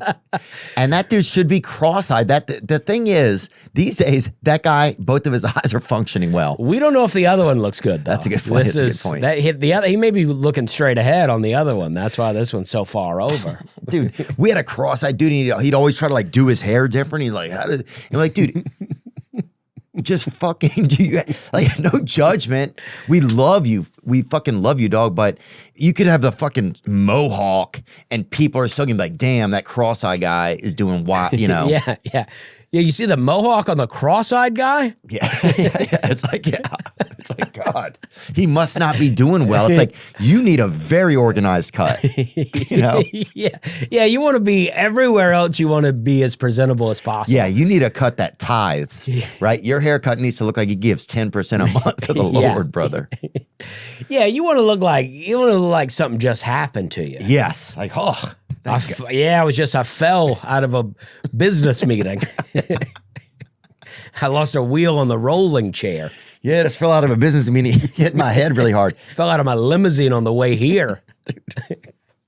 This is horrible to say, but if I were cross-eyed, I would just always pretend like it had just happened, like something just happened. Oh, yeah. Like, look at this eye, guys. Fuck. Just sneezed really Oh, hard. yeah. Do I look okay? That's what I would do. Yeah. Yeah, it's like if you got a zit or something, you go, oh, yeah, look at this thing. You would always, I would always point it out. Like, God, my stepdad is patting me on the back real hard. Do I look all right or something like that? Or, man, I just got bit by a dog. How do I look? And people are like, God, you fucking, Yeah, you'd have to do something like that. Sudden cross-eyed, this is, what can cause sudden crossed eyes? That's a good question. Sudden crossed eyes, or strabismus, in adults or older children can be caused by serious neurological conditions and should be evaluated promptly by a healthcare provider. The most common causes include stroke, brain tumor, head injury, thyroid eye disease. Interesting. I think I'd go with this. Cranial nerve palsies. That's what I'm That's what rocking. I'd tell people. Yeah. Yeah, it's my cranial nerve. Yeah, I hit a fucking speed bump and my fucking cranial nerves all acted up. That's what I would say. Or you could always tell the old lie. Two of your friends both threw frisbees to each other at the same time. Oh, yeah. Yeah, or the uncorrected vision issues. Just go with that one. Yeah, just needed glasses and just wouldn't get them. Yeah. Wouldn't get them. Yeah, my dad ain't no pussy, as he says it. You know what I'm saying? Yeah, I didn't need to read those books. Yeah, it's kind of weird because I would have to get two of the same book and just hold them each right here, Oh. which is very It's expensive. like two monitors on a computer. Yeah. Oh, man, that's ridiculous, dude. How do you feel? At this point, you have to start to really feel like you've made it in comedy, right? Yeah, I feel good. I mean, honestly, I feel like I never thought I would make it this far. Mm-hmm. I mean, I was just messing around I hear with you comedy. all the time now. Oh, good. Yeah, I mean, I was just, I was drinking and I was like, yeah, we'll do comedy. And it was a good way to meet women. And I was like, this is something to do on Friday. And then I won a contest in Charleston and I was like, well, maybe I can do something with this. And then I just started, figuring out how to work the road. And I started, traveling around and doing road gigs. And then, I did some festivals and got on late night. And I was like, oh, this is working out. And it just feels good. Yeah, I mean, this is what I want to do. I'm not trying to do other things. This is what I like doing. Stand-up is so fun. We just did that outdoor festival in Winnipeg, and outdoor comedy is typically not that fun to me, but this was great. It was a really fun show. Yeah. Yeah, that was awesome, dude. You saw the Trailer Park Boys there? Yeah, I did. I got to hang out with them a bit. Yeah, they were funny. They were funny. Julian, the guy that seems like the real mean guy in the show, was the nicest. With the big hat, with the black hat on, you mean? Yeah. Yeah, he's really, really interesting guy. Yeah, I mean, What a lineup they had there. They had Miss Pat. There was still smoke in the air when I got there. That was Miss Pat's friends, I'm sure. What a lineup. We had Martin Short, Mulaney. That's so cool. That was fun, dude. And just to be up there and see what it was like there. I wish I'd have gotten to stay a little bit longer. And I called out the mayor too much, I think. I didn't know who, I heard you calling out a guy, but I didn't know who the mayor was. I was like, release the Epstein files. Oh, yeah. Gillingham. He just had the perfect name to call out. I have no idea who he is. But I got there a day early and I walked around a little bit. It was fun. I liked the area. Yeah. I thought I went to a nice steak restaurant. Turned out I went to like a chain. The Keg is what it was called. I thought, this seems like a cool spot. And then my wife, who's Canadian, who brought you a mug, by the way, Tim Hortons mug. We had a Tim Hortons in Hermitage now. Are you serious? They're coming over here? Yeah. What's the tariff on those Tim bits, I wonder? I don't know. I've not been, but I do see the credit card when she spends money. She brought you a note there. I don't know if that's a love letter or not. I hope not. But it's sweet. Thank you, dude. But yeah, we got a Tim Hortons in Hermitage. But she told me that the Keg is kind of a chain. It's kind of like the Outback of, which I don't mind the Outback, but no, but it's tell her I said thank you. Yeah. That is dude. My freaking sister used to work at what's the one with the birthday one? Texas Roadhouse. Oh yeah. Oh, I was just in a Texas Roadhouse in Alabama, and they do quite a birthday thing in there. Yeah, it's big. And they would always get Benjamin. He was like the gay dude that worked there. And first of all, when you see a gay dude working at a Texas Roadhouse, I support it. Yeah. But at first, I feel like there's some conflict of interest if some guy's like, this is supposed to be Texas or whatever, and then some guy's just over there fucking just like He's just like, he's bouncing his dangly earrings off his own shoulders, and he's like, they say it's your birthday, because the problem is they're all supposed to sing the birthday song, but they start monopolizing the use of the gay employee to do all of them. And that would happen a lot. I would notice at my sister's restaurant, gay Benjamin or whatever they called him, I didn't call him that, would get out there and he would have to do all the birthday songs. So he started feeling kind of taken advantage of. But anyway, I don't know what we're talking about. Well, it's, you work what you got, you know what I mean? You got to feel good. It feels like nobody can take your job. Ooh, that's a good point. You're like, for long, birthdays are like, they're coming in, they're going, hey, it's my wife's birthday today. Is Benjamin working? Right. And Benjamin's not working. So they're like, we'll come back tomorrow. Oh. We'll come back when Benjamin's here for the birthday. We'll come back not even on my wife's birthday. Yeah. Because we want the big dog to do it. Exactly. It's like going to McDonald's and only Grimace is there or whatever. You're like, ah. Right. Where's Ronald? Yeah, we want Ronald. Dude, remember when Ronald used to be at the birthday parties? Yeah. I mean, I don't know if he was ever at my Burger King. Was it Burger King? It was McDonald's. McDonald's. I don't remember who the crew was. The Burger King had the king. Oh, yeah. That guy is a fucking creep, though. They just had some issue with McDonald's. What was there? Something I saw in the news? Oh, yeah. That's what it was right there. Yeah. There's some Laotians, huh? Yeah. That's probably Opelika. There was some McDonald's news. I'm trying to think if I had another blue-collar job. Oh, I used to clean out wishing wells. I've talked about that before. We had a lot of wishing wells in our town, and they give kids like summer job. You could go clean them, and you have to get down there, right? Yeah. And dude, I remember they had this a fountain.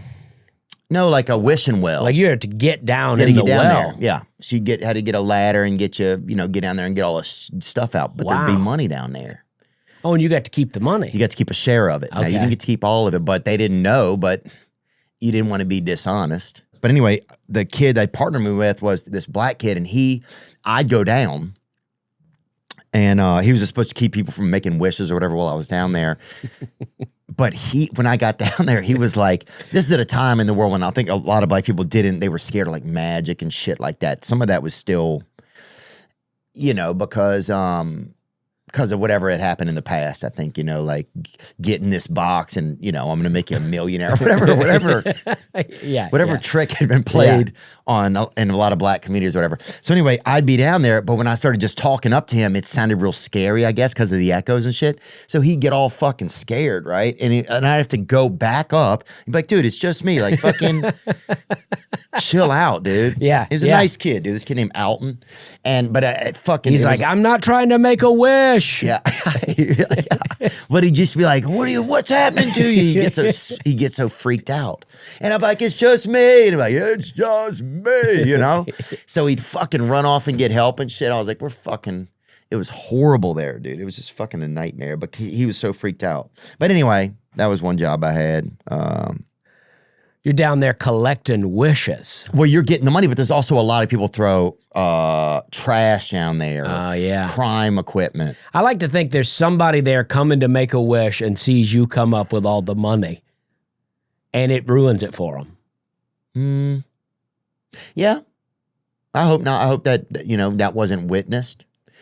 It wasn't a lot of money. It's a lot of bullshit down there. Oh, yeah. It's not, you might get $4 out of there. Oh, jeez. Nobody's coming up the ladder with fucking $75. It's not the ye old wishing well. This is not the original. Well, it's not, and they're using dimes and shit. There was no, there's no dollars. You're not even trying to get a wish if you're using a dime. Yeah, you're just fucking, You're just trying to take a little weight out of your pockets. Yeah. The well's like, you're never trying to get this wish, are you? Yeah, the well even is like, boo. You think it's a ghost, you're just getting booed. And then Alton runs off, he can't handle it. But they should have had some sort of a sensor in there. If a dime goes in the well, just yell something at you. Oh, yeah. Like, fuck you. Yeah, it's got to be enough weight to trigger it. Right. But, when I was a kid, you don't have, we found some crime equipment in there. We found a sword, like a bloody sword, I remember. A lot of to-go containers, people just driving out there having a picnic, throwing all their shit in there. Oh, yeah. People didn't, a lot of people I think thought it was like just recycling and shit. Like, so just shit like that. But anyway, those are the days, man.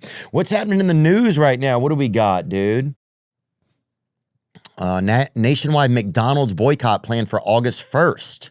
So that's just happened. Whoa. So why are people boycotting? I guess you're finding this out right now? Yeah, the planned boycott of McDonald's in August was announced by John Schwartz, founder of the People's Union USA. Why? The action has been spearheaded by progressive groups who have expressed a number of concerns over issues including company tax avoidance and workers' rights. In addition to backlash over companies scaling back diversity hiring commitments.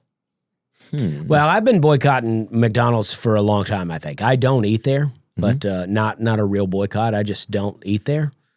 I don't like it. I don't think it's good. That's fair. You know what? I think, is it good? That's a great question. I don't think it's good anymore. I don't think so. There's hardly any fast food that I think is good anymore. I lived off Hardee's growing up. I mean, that's all we ate. There's a Hardee's right down the street from our trailer park. We had to pass it going to school, from school. I would eat breakfast, lunch, dinner. We ate Hardee's nonstop. Hardee's used to be really good. I like a Hardee's breakfast still, but I'm not into Hardee's lunch and dinner. Yeah. Well, I don't think these places should be doing dinner. Yeah, I mean, Lunch, I'll buy it. You guys are doing lunch. But you're doing dinner? Now, I will say this. Hardee's is just a Carl's Jr. in disguise. A lot of people don't know that. Well, Hardee's breakfast, though, is banging, though. These biscuits, biscuits and gravy. I used to get a loaded omelet biscuit. This is back when I was drinking, and I was pretty fat. I would get a loaded omelet biscuit, and then I would get biscuits and gravy, and then I would put the gravy on the loaded omelet biscuit. No. It's unbelievable. And they weren't offering that? They weren't offering at the time. I think later they did, but I think somebody found out about what I was doing in the parking lot of a Lowe's. One of these fucking ops watching me eat. Yeah. That's how it is, dude. Well, I sometimes will get a double hamburger from McDonald's, and then it's not on the menu. Wow. It's not on the menu? You just have to ask for it? Yeah, I want a double hamburger. And they'll make a sound or somebody, if it's a black lady, they'll get kind of pissed or whatever for a second. You can hear them getting pissed even when the mic's off. Yeah. Sometimes. Well, the drive-thru's like that. You can hear that. You can feel the tension. Yeah. You can hear, yeah. But that's it right there, that double hamburger. See, to me, that doesn't even look good, and this is the picture to make it look the best it's ever gonna. It ain't even gonna come out looking that good. Oh, this is its Olin Mills photo. This is its headshot. And you're right. I think, bring up a picture of a hamburger from McDonald's, I would say from the 1970s. Let's see what it looked like then. Okay, yeah, I bet they had some sesame seeds on it back then. Ooh, that's true. They didn't even put those on. Probably saves them a millicent. Oh, yeah, look at that. That's what I'm talking about. Extra bun in there. I guess that's probably a Whopper or something. I don't know who has what, but yeah, look at that thing. That thing was pretty good. But now, the Big Mac used to be good. You don't even hear about the Big Mac anymore. Yeah. And dude, my mom, we would take us, I've said this before, but we would go sometimes and get a bacon, egg, and cheese biscuit in the morning from McDonald's. That was something nice that we got to do. Those were good. During like Thanksgiving week and or the whatever. hash brown was a full thing. I like that. I like a McDonald's hash brown I still like. It was good. Full thing. Yeah. Yeah. It was good, dude. And my mom, she would order the McFish or whatever, but she would act like after we'd all ordered, I've said this before, but it still blows my mind. She'd be like, and I'll have, and she would make sure we were all kind of quiet so she could order it. Yeah. Like she was ordering from like a special fucking menu, like we were going to eat in a private room or something. She'd be like, and I'll have the McFish. Yeah, she wants to separate it. This is what the kids have had. 100%. Now I'm an adult and I'll be eating this. Yes, but guys, go get your sodas. And she's like, and I'll have the McFish. Well, I do that if I order coffee at like a Starbucks in the drive-thru and I'm ordering for my wife. I'll go, my wife will have this. Right. And then I'll have a black coffee. Yeah, my wife will have a fucking wedding cake in a cup. Yeah, I'm sorry to do this to you. Yes. Yeah. This is what she'll have. Yeah. My wife needs to take a nap in an hour, so she's gonna have so much sugar so that she can do that. Dude, my ex-girlfriend would put like 8 sugars in her fucking coffee, dude. Wow. At like, we'd go to meetings and she'd put like 8 sugars in coffee. I'm like, God, that's bad. In my wife's defense, she is just getting cream in her coffee, but still, I'm like, I want you to know I'm not doing that. Yeah. Well, okay. And this may be a note for help. Okay, so we don't know what's really going on there. We don't know what's in there. I didn't read it. She did seal it, which I found interesting. Well, that's sweet of her, dude. If it wasn't sealed, I could have read it in the car. Oh, there was the Jelly Roll wrestling. I saw that thing. You see that? I didn't see it. This is Jelly Roll is wrestling now. Look at this fucking Jelly Roll, dude. Look how fit he is. Oh, yeah. Look at that clothesline. Oh, Jelly Roll and Logan Paul. Oh, Jelly Roll's the new Undertaker. Yeah. Just when you thought wrestling couldn't be more realistic. I know, it's crazy. But I think Logan didn't like some of Jelly Roll's songs, and that's how this happened. Oh, okay. So, and I know Jelly Roll's doing a lot of stuff to lose weight, but this is like one of those things you go down to South America to get done. Who's this other guy? Is this other guy got any albums out, or? I don't know. It's Jake Paul's brother. Wow.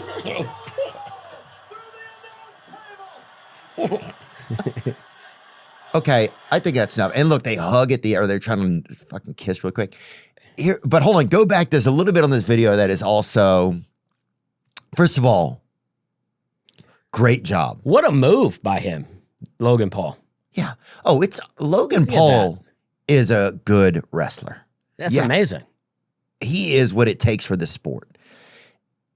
You know, he does that thing. Have you seen that Down syndrome guy that hits those two beers together and then gets in the glass? I only know Stone Cold to smash the. That's all I know. Oh, yeah? I kind of tapped out a while ago on wrestling, but go back to the beginning of the video, please. You'll see Jelly on the table when they put him on the table. Watch. He kind of, this is like me, like say if I'm at a girl's place and like she's like, I'm gonna go to the restroom or something, I'll try to make myself look cool, like get in the right position. Watch him kind of scoot over. Oh yeah. He kind of just moves into the right spot so that it works out. Dude, that was pretty cool. Yeah. But that's wrestling, dude. That was big in our town. Dude, one of our neighbors dated a Hulk Hogan impersonator, actually. Oh. And that was pretty cool. We'd always get excited. He'd come in the yard and fucking rip his shirt off. Yeah. Yeah. You know, Jelly Roll's a real Nashville guy. Yeah. My friend used to work at Hooters, and she would say that Jelly Roll used to come in back in the day he's always been a rapper in town. So I think that's cool. Yeah. I met Jelly Roll a few times. Nice guy. Oh, the best. Jelly Roll sang to my mom outside of Zany's on the sidewalk one time. Really? Yeah. Yeah. I was like, this is what I'm talking about. Oh, he's just so heartfelt, man. He's just a human hug, you know? And just his dieting. How much has Jelly Roll lost? It's got to be 150 pounds. It's got to be a lot. I've not seen him like that. He looked very thin. You would think you would want a heavier Jelly Roll to be in the WWE. Yeah. 200 pounds, it says, in a year. Almost 200 in a year. Unbelievable. And his energy, dude, I saw him a couple weeks ago. Just after Shane Gillis had done his show at the ESPYs, we stopped in to say what's up. He was like, out, just great energy, saying, you know, just like his energy level, everything. Yeah. You know, I remember seeing him a couple years ago and I was like, man, it just seemed like he was in unsafe territory health-wise. I mean, just visibly, you know, you don't know.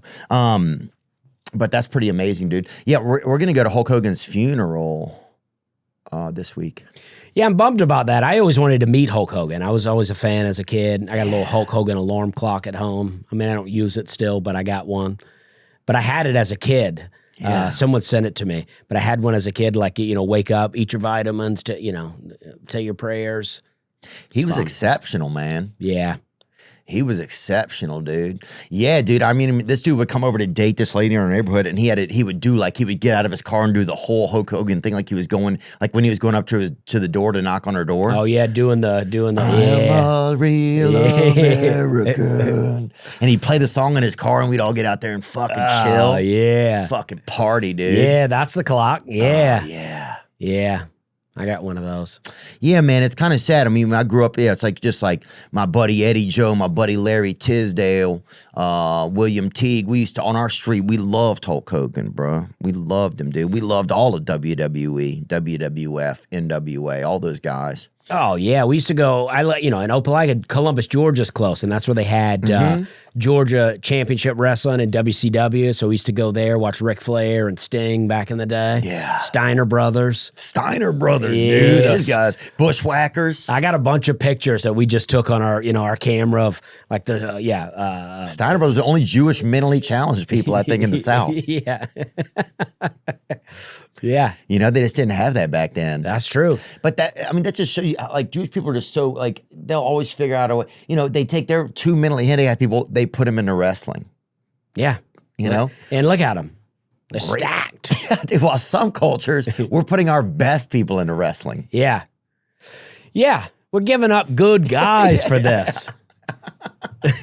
Dude, and the crazy part was, though, that guy and that lady, they got in like a domestic dispute.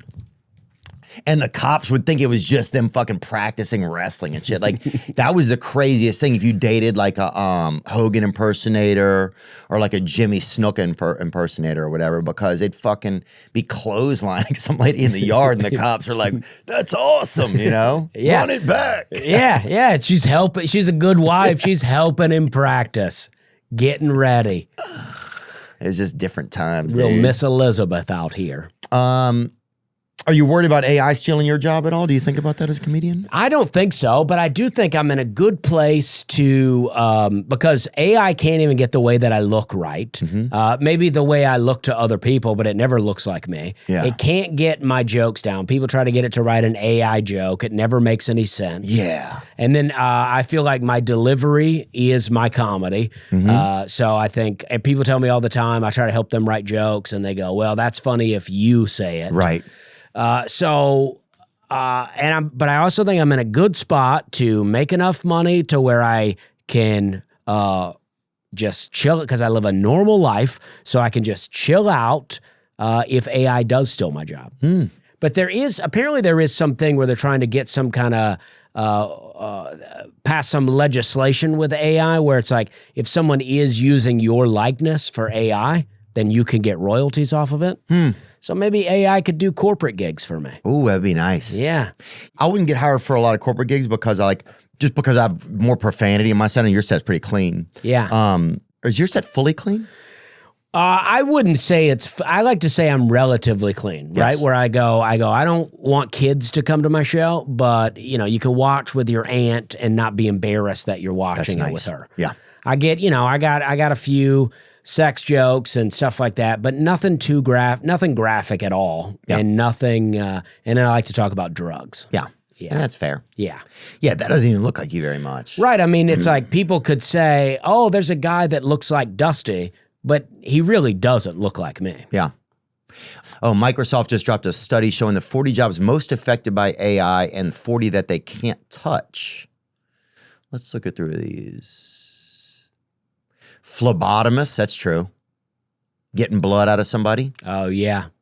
Nursing assistants. I like that nursing assistant is listed higher here than like a nurse. Yeah. So are they saying Hazardous materials, waste, removal. What is that? Removal workers? Embalmers? Fuck yeah. Yeah. Tire repairs? Hell yeah. Yeah. Prosthodontists, dude. People that make prosthetics and shit. We had a place that made some prosthetics near us, and they would throw all the bad ones over the fence, dude, and they'd be in the woods back behind our house. We'd be fucking humming thumbs at each other and shit. Oh, yeah. We'd flip each other off with fucking kneecaps and shit. It was awesome. My wife read this book. It was like by Klaus Schwab. Like it was like called The Great Reset. And it was like COVID-19 and the Great Reset. I've heard about that. And it wasn't like some conspiracy book. It was a book he wrote. And he had talked about in there that like entertainment jobs are safe because people are always going to need entertainment. Yeah. But what if we don't have any money to survive? Do you think people are going to spend it to like rent a film or something? Yeah. I mean, if there's no money, that will be tough. It'd be tough to make money off live performance. But I think we just make less money. Like you do it for cabbages or something. Right, totally. I think you would still show up and have a tent or something and do it like that, you know? Yeah. And sell, like, make it a nickel or dime, whatever the thing is. I agree.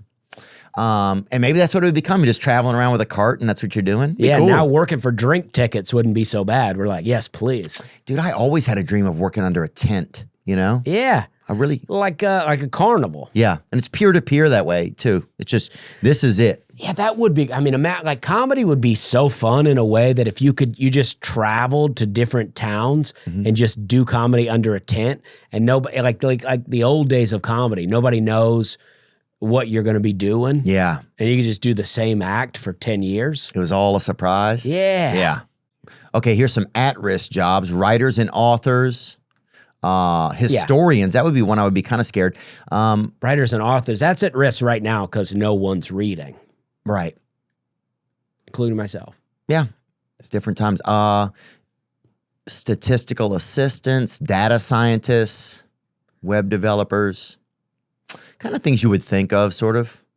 Let me see if there's anything out there. Concierges. Models. Well, concierge because you can just Google restaurants near me. Yeah, but then you almost do want to be like, hey, what's really good? You know, you want. I feel like to me, you want, but you're probably right. Models. I feel like they'll be fine. Yeah, models, dude. They need somebody to freaking do blow or whatever. Yeah. Who's gonna do that? Yeah. Oh, now roofers? No, roofers are already doing drugs of their own. That's for models. I did drugs with roofers in Gulf Shores, Alabama one time. Yeah. I was like a late teenager and was looking for weed. Mm-hmm. I met these guys real tan on the beach, jean shorts, and they gave me a little weed and then they took me and my buddy back to their trailer and they had all this weed in the freezer. And the guy had a bong, Mm-hmm. but the bowl was made out of a piece of 2x4 and it was carved out. Mm-hmm. So he had, still a slide where you take it off to clear the chamber. Oh, yeah. And he packed it in and he was like, let me hold it. And then he wanted to clear the chamber. Mm. And then we both coughed our heads off. And then we got so paranoid. It's 4th of July. Fireworks are going off. We think it's gunshots. We're freaking out. This guy loves it. He loves it. We're freaking out. Oh, and that makes it even scarier. He's just laughing. He starts playing an electric guitar to your fears. Yeah. That's scary, dude. When you're scared and somebody's like, oh, you're really scared right now? Let me play this electric guitar for you. Yeah. Yeah. And then it was fun. We got to leave. But it was like terrifying.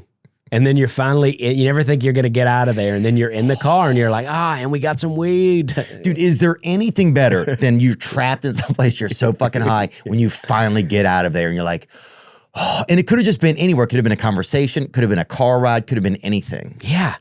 And then you're finally out of there and you're like, oh, it's over now. Free at last. I'm free. Yeah. God, that shit was fun. Yeah. I love that. What else we got? Oh, in two separate recent WNBA games have been plagued with a new problem. Unruly spectators throwing sex toys onto the court. Oh, God.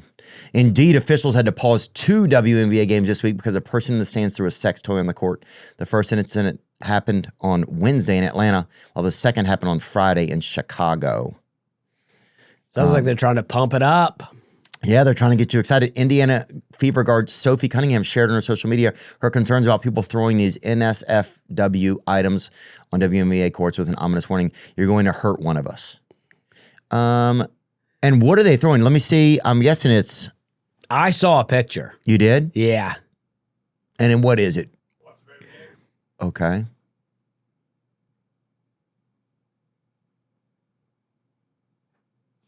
Okay, we don't get to see it hit the court, though. Somebody, first of all, great accuracy. And that lady kicked it just into the stands, which seems crazy.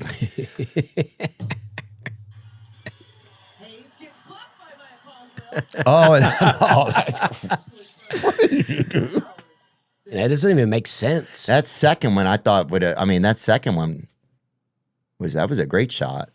Oh, 35 to $70. So somebody's, you're not just screwing around out there. Yeah, somebody's putting some money into it.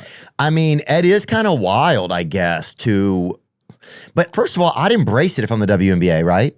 I would shoot those things out of a T-shirt candidate during Pride Month or whatever. Yeah, that's what I'm saying. I mean, if things get wild and people start tuning in, that's great. It's good money, Like, you don't want people to get hurt. And I guess that's disrespectful, but it's like, turn the negative around. Yeah, let's put a positive spin on it. I mean, that lady was excited.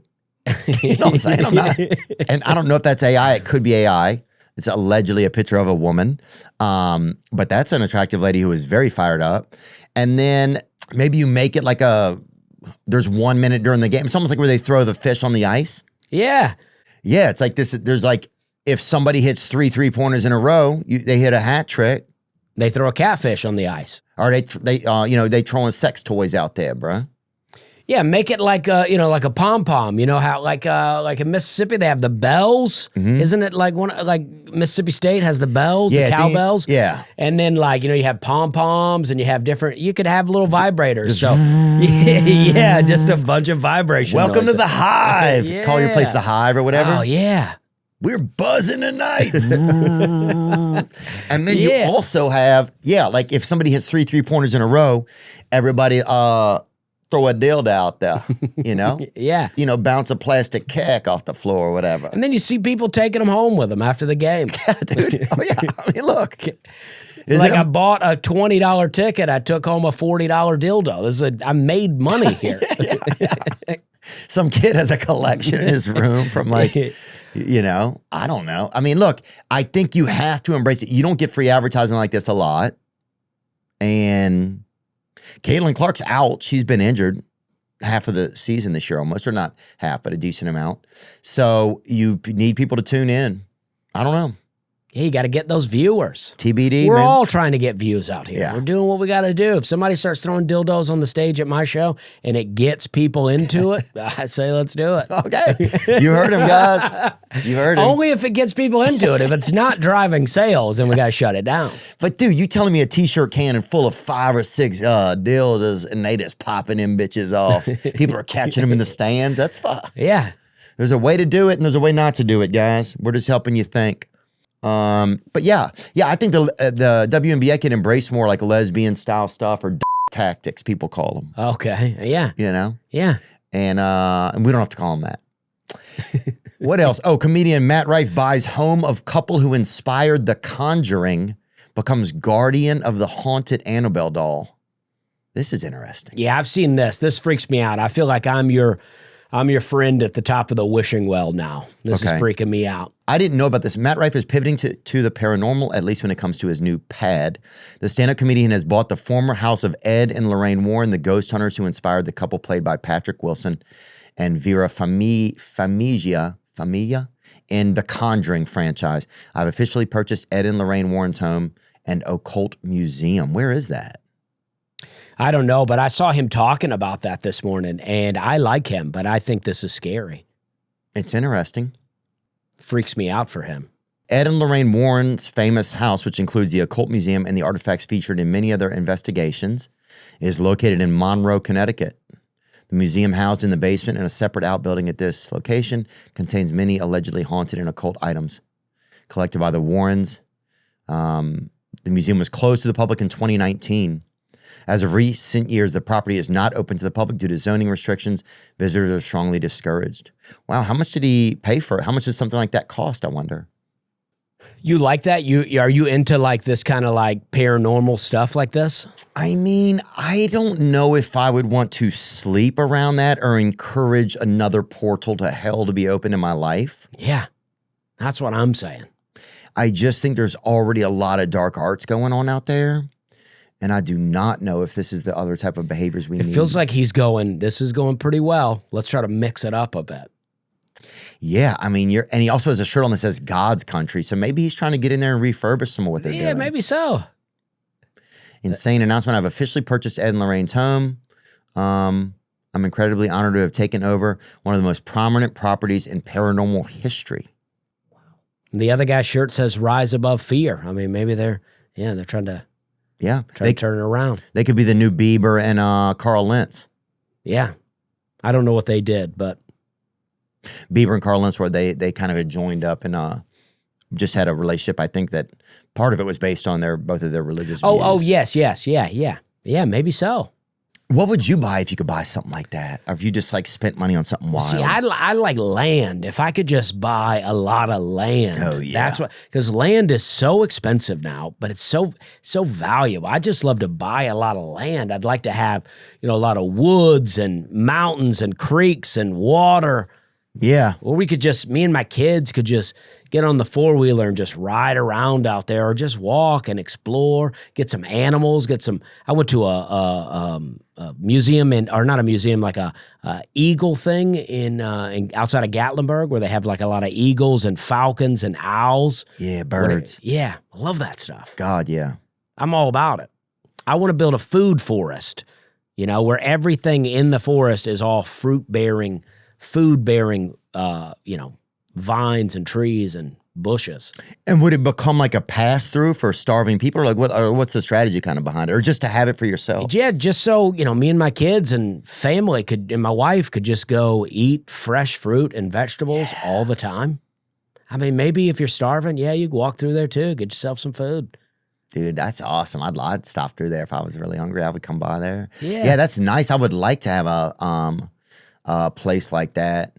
If I get a family and stuff, I'm gonna get me a little bit of land, get me a dog or two. Cat, maybe a cat. I don't know. Fucking who knows? That's crazy. But I don't know. I'm not getting a cat. But I will try to get something nice. But I love that, dude. But if you could buy something like Matt must really be into the paranormal, I'm guessing, because it's definitely unique. Unless they partnered with Matt. This is the thing you have to realize about advertising. They may have just partnered with Matt. Let's put this article out and let's make this museum really pop, Oh, yeah. Who knows? That could be. You just never know. But, I mean, that's how advertising is. I'm trying to think of what I would buy. Maybe like a small castle. You ever see, I don't know, I think that'd be fun. Have a little, like whatever they call the little, I don't know what you call them. What on the sides of the castle? It kind of has the round thing that goes up. Have a little tower up there. Have a little. Yeah, what is that called? It looks like a rook in chess. Yeah, put a little perplexity on it, though. Round part of castle tower. Yeah, like that's what I'm talking about. A drum tower. The drum towers, yeah. I'd love to have something like that. God, that would be nice. Little castle walls, so you have to go through a door, but inside's a little courtyard, and you could so you're protected, but you could still have a little village inside. Get a bunch of my friends to come live with their families. God, it'd be fun. Yeah, I wouldn't mind being part of a commune or something one day. Yeah. Or group living where you just live off the land and you're kind of... I'm into that too. People get so negative about it, but I'm into that. I don't think there's anything wrong with it. I think that'd be great. Yeah. You don't want to be like a cult, but close to it.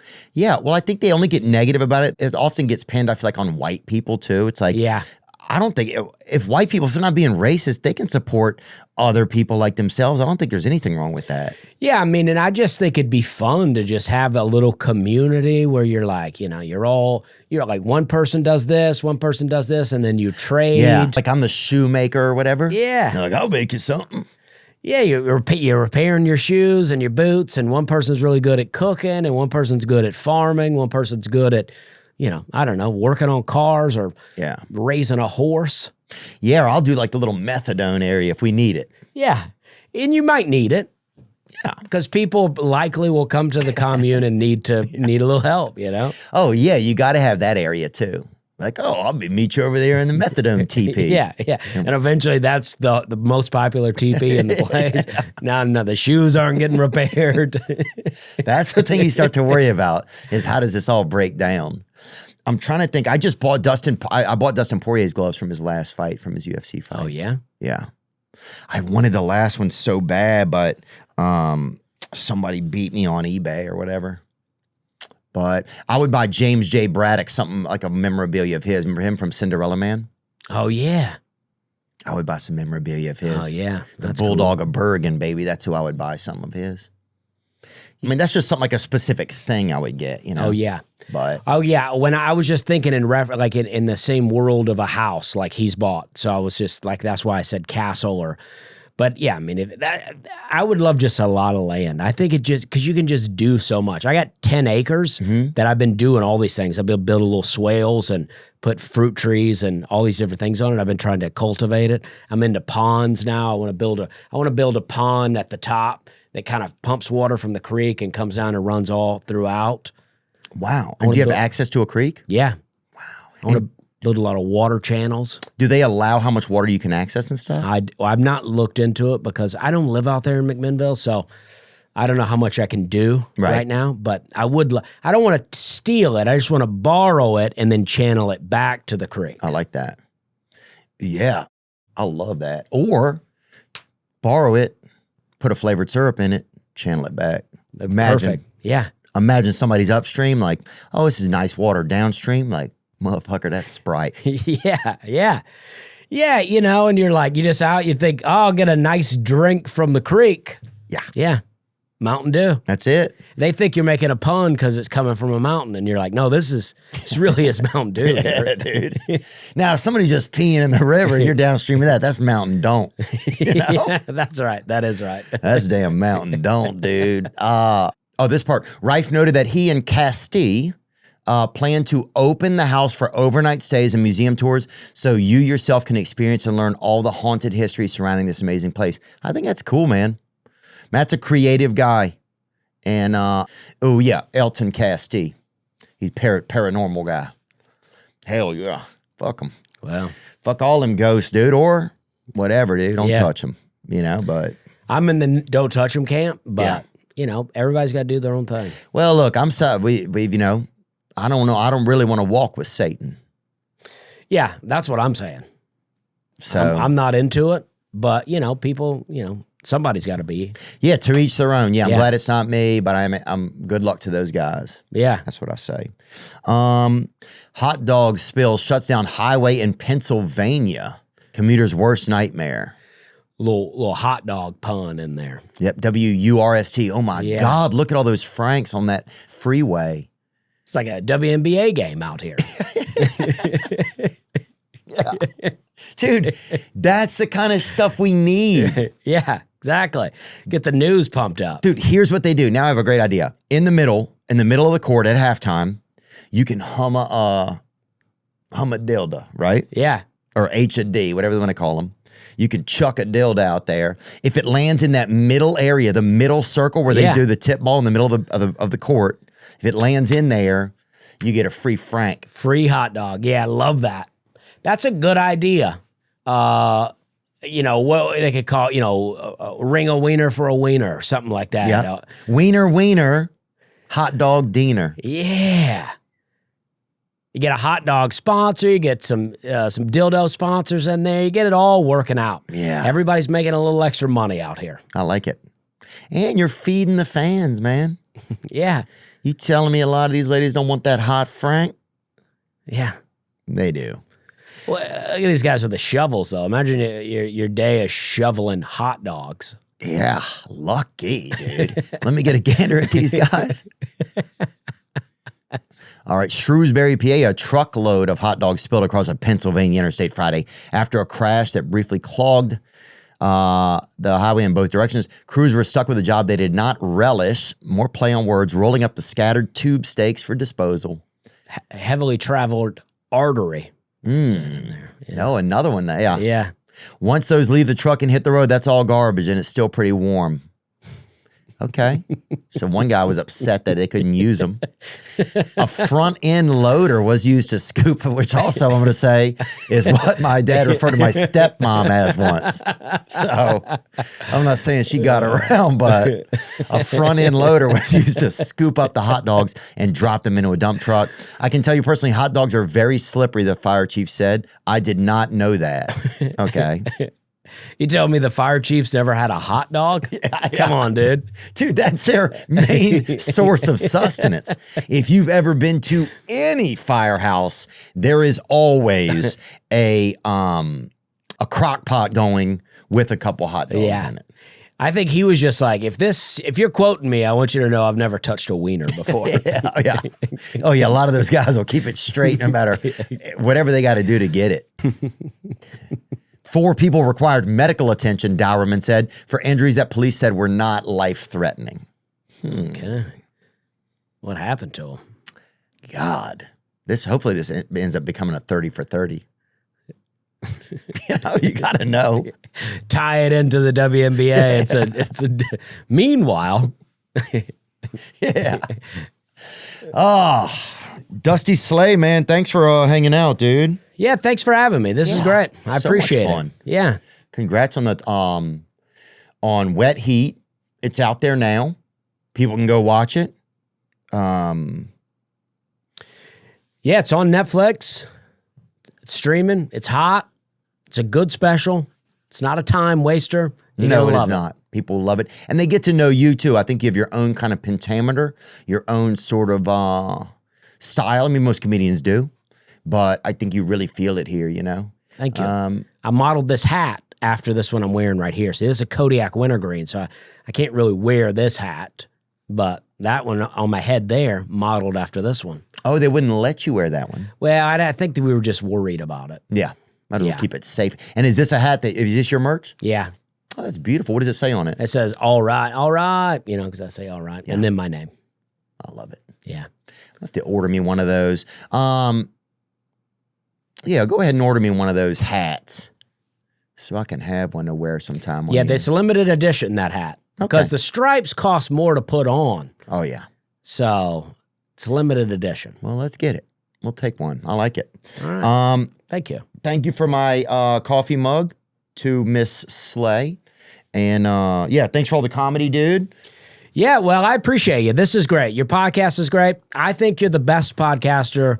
You're the funniest guy on podcasts that exist. And this is great. I'm happy to be here. Oh, that's nice of you, dude. I appreciate it. I thought you, I thought you really carried the load today, but I thought it was super easy for us to chat and hang out, which I thought was really nice. Didn't feel like we were lifting any heavy lifts, No, I felt great. I had a good time here. I mean, I've watched you on podcasts for a long time, and I still think that there's a video of you that circulates through my TikTok sometimes of you doing comedy in a retirement home, and you're doing jokes about your dad, and it is in front of these really old people. It's the funniest stand-up. It's so good. Well, thanks, bro. Thanks for the compliments. When when those fruit trees are ready, it's just gonna shit could get weird in the world. So you and I might be out there making TikToks together and selling fruit. I love it. And if that's what happens, then I'll be happy to work right there side by side with you. And we got to get to Charleston and do a show, dude. We should. I mean, it's great. Charleston's great. I mean, it's changing all the time. It's growing, but it's still great. We should put it together. We should put it together. Yeah. We can do that for later this year, next year. Dusty Slay, thanks so much, dude. Are you touring somewhere this week, or right now you're just letting the special rock? I am touring. DustySlay.com's got all my dates, but I'm starting in Huntsville, Alabama, and then I'm doing the Comedy Store on the 5th. I don't know when this comes out, but I'm in Huntsville, Alabama on the weekend, Atlanta, and then it just starts from there. Okay, great, dude. Yeah. A lot of places you can see him. DustySlay.com for his tour dates. And yeah, man, thanks for the time, brother. Thank you. Yep. Now I'm just floating on the breeze, and I feel I'm falling like these leaves. I must be cornerstone. Oh.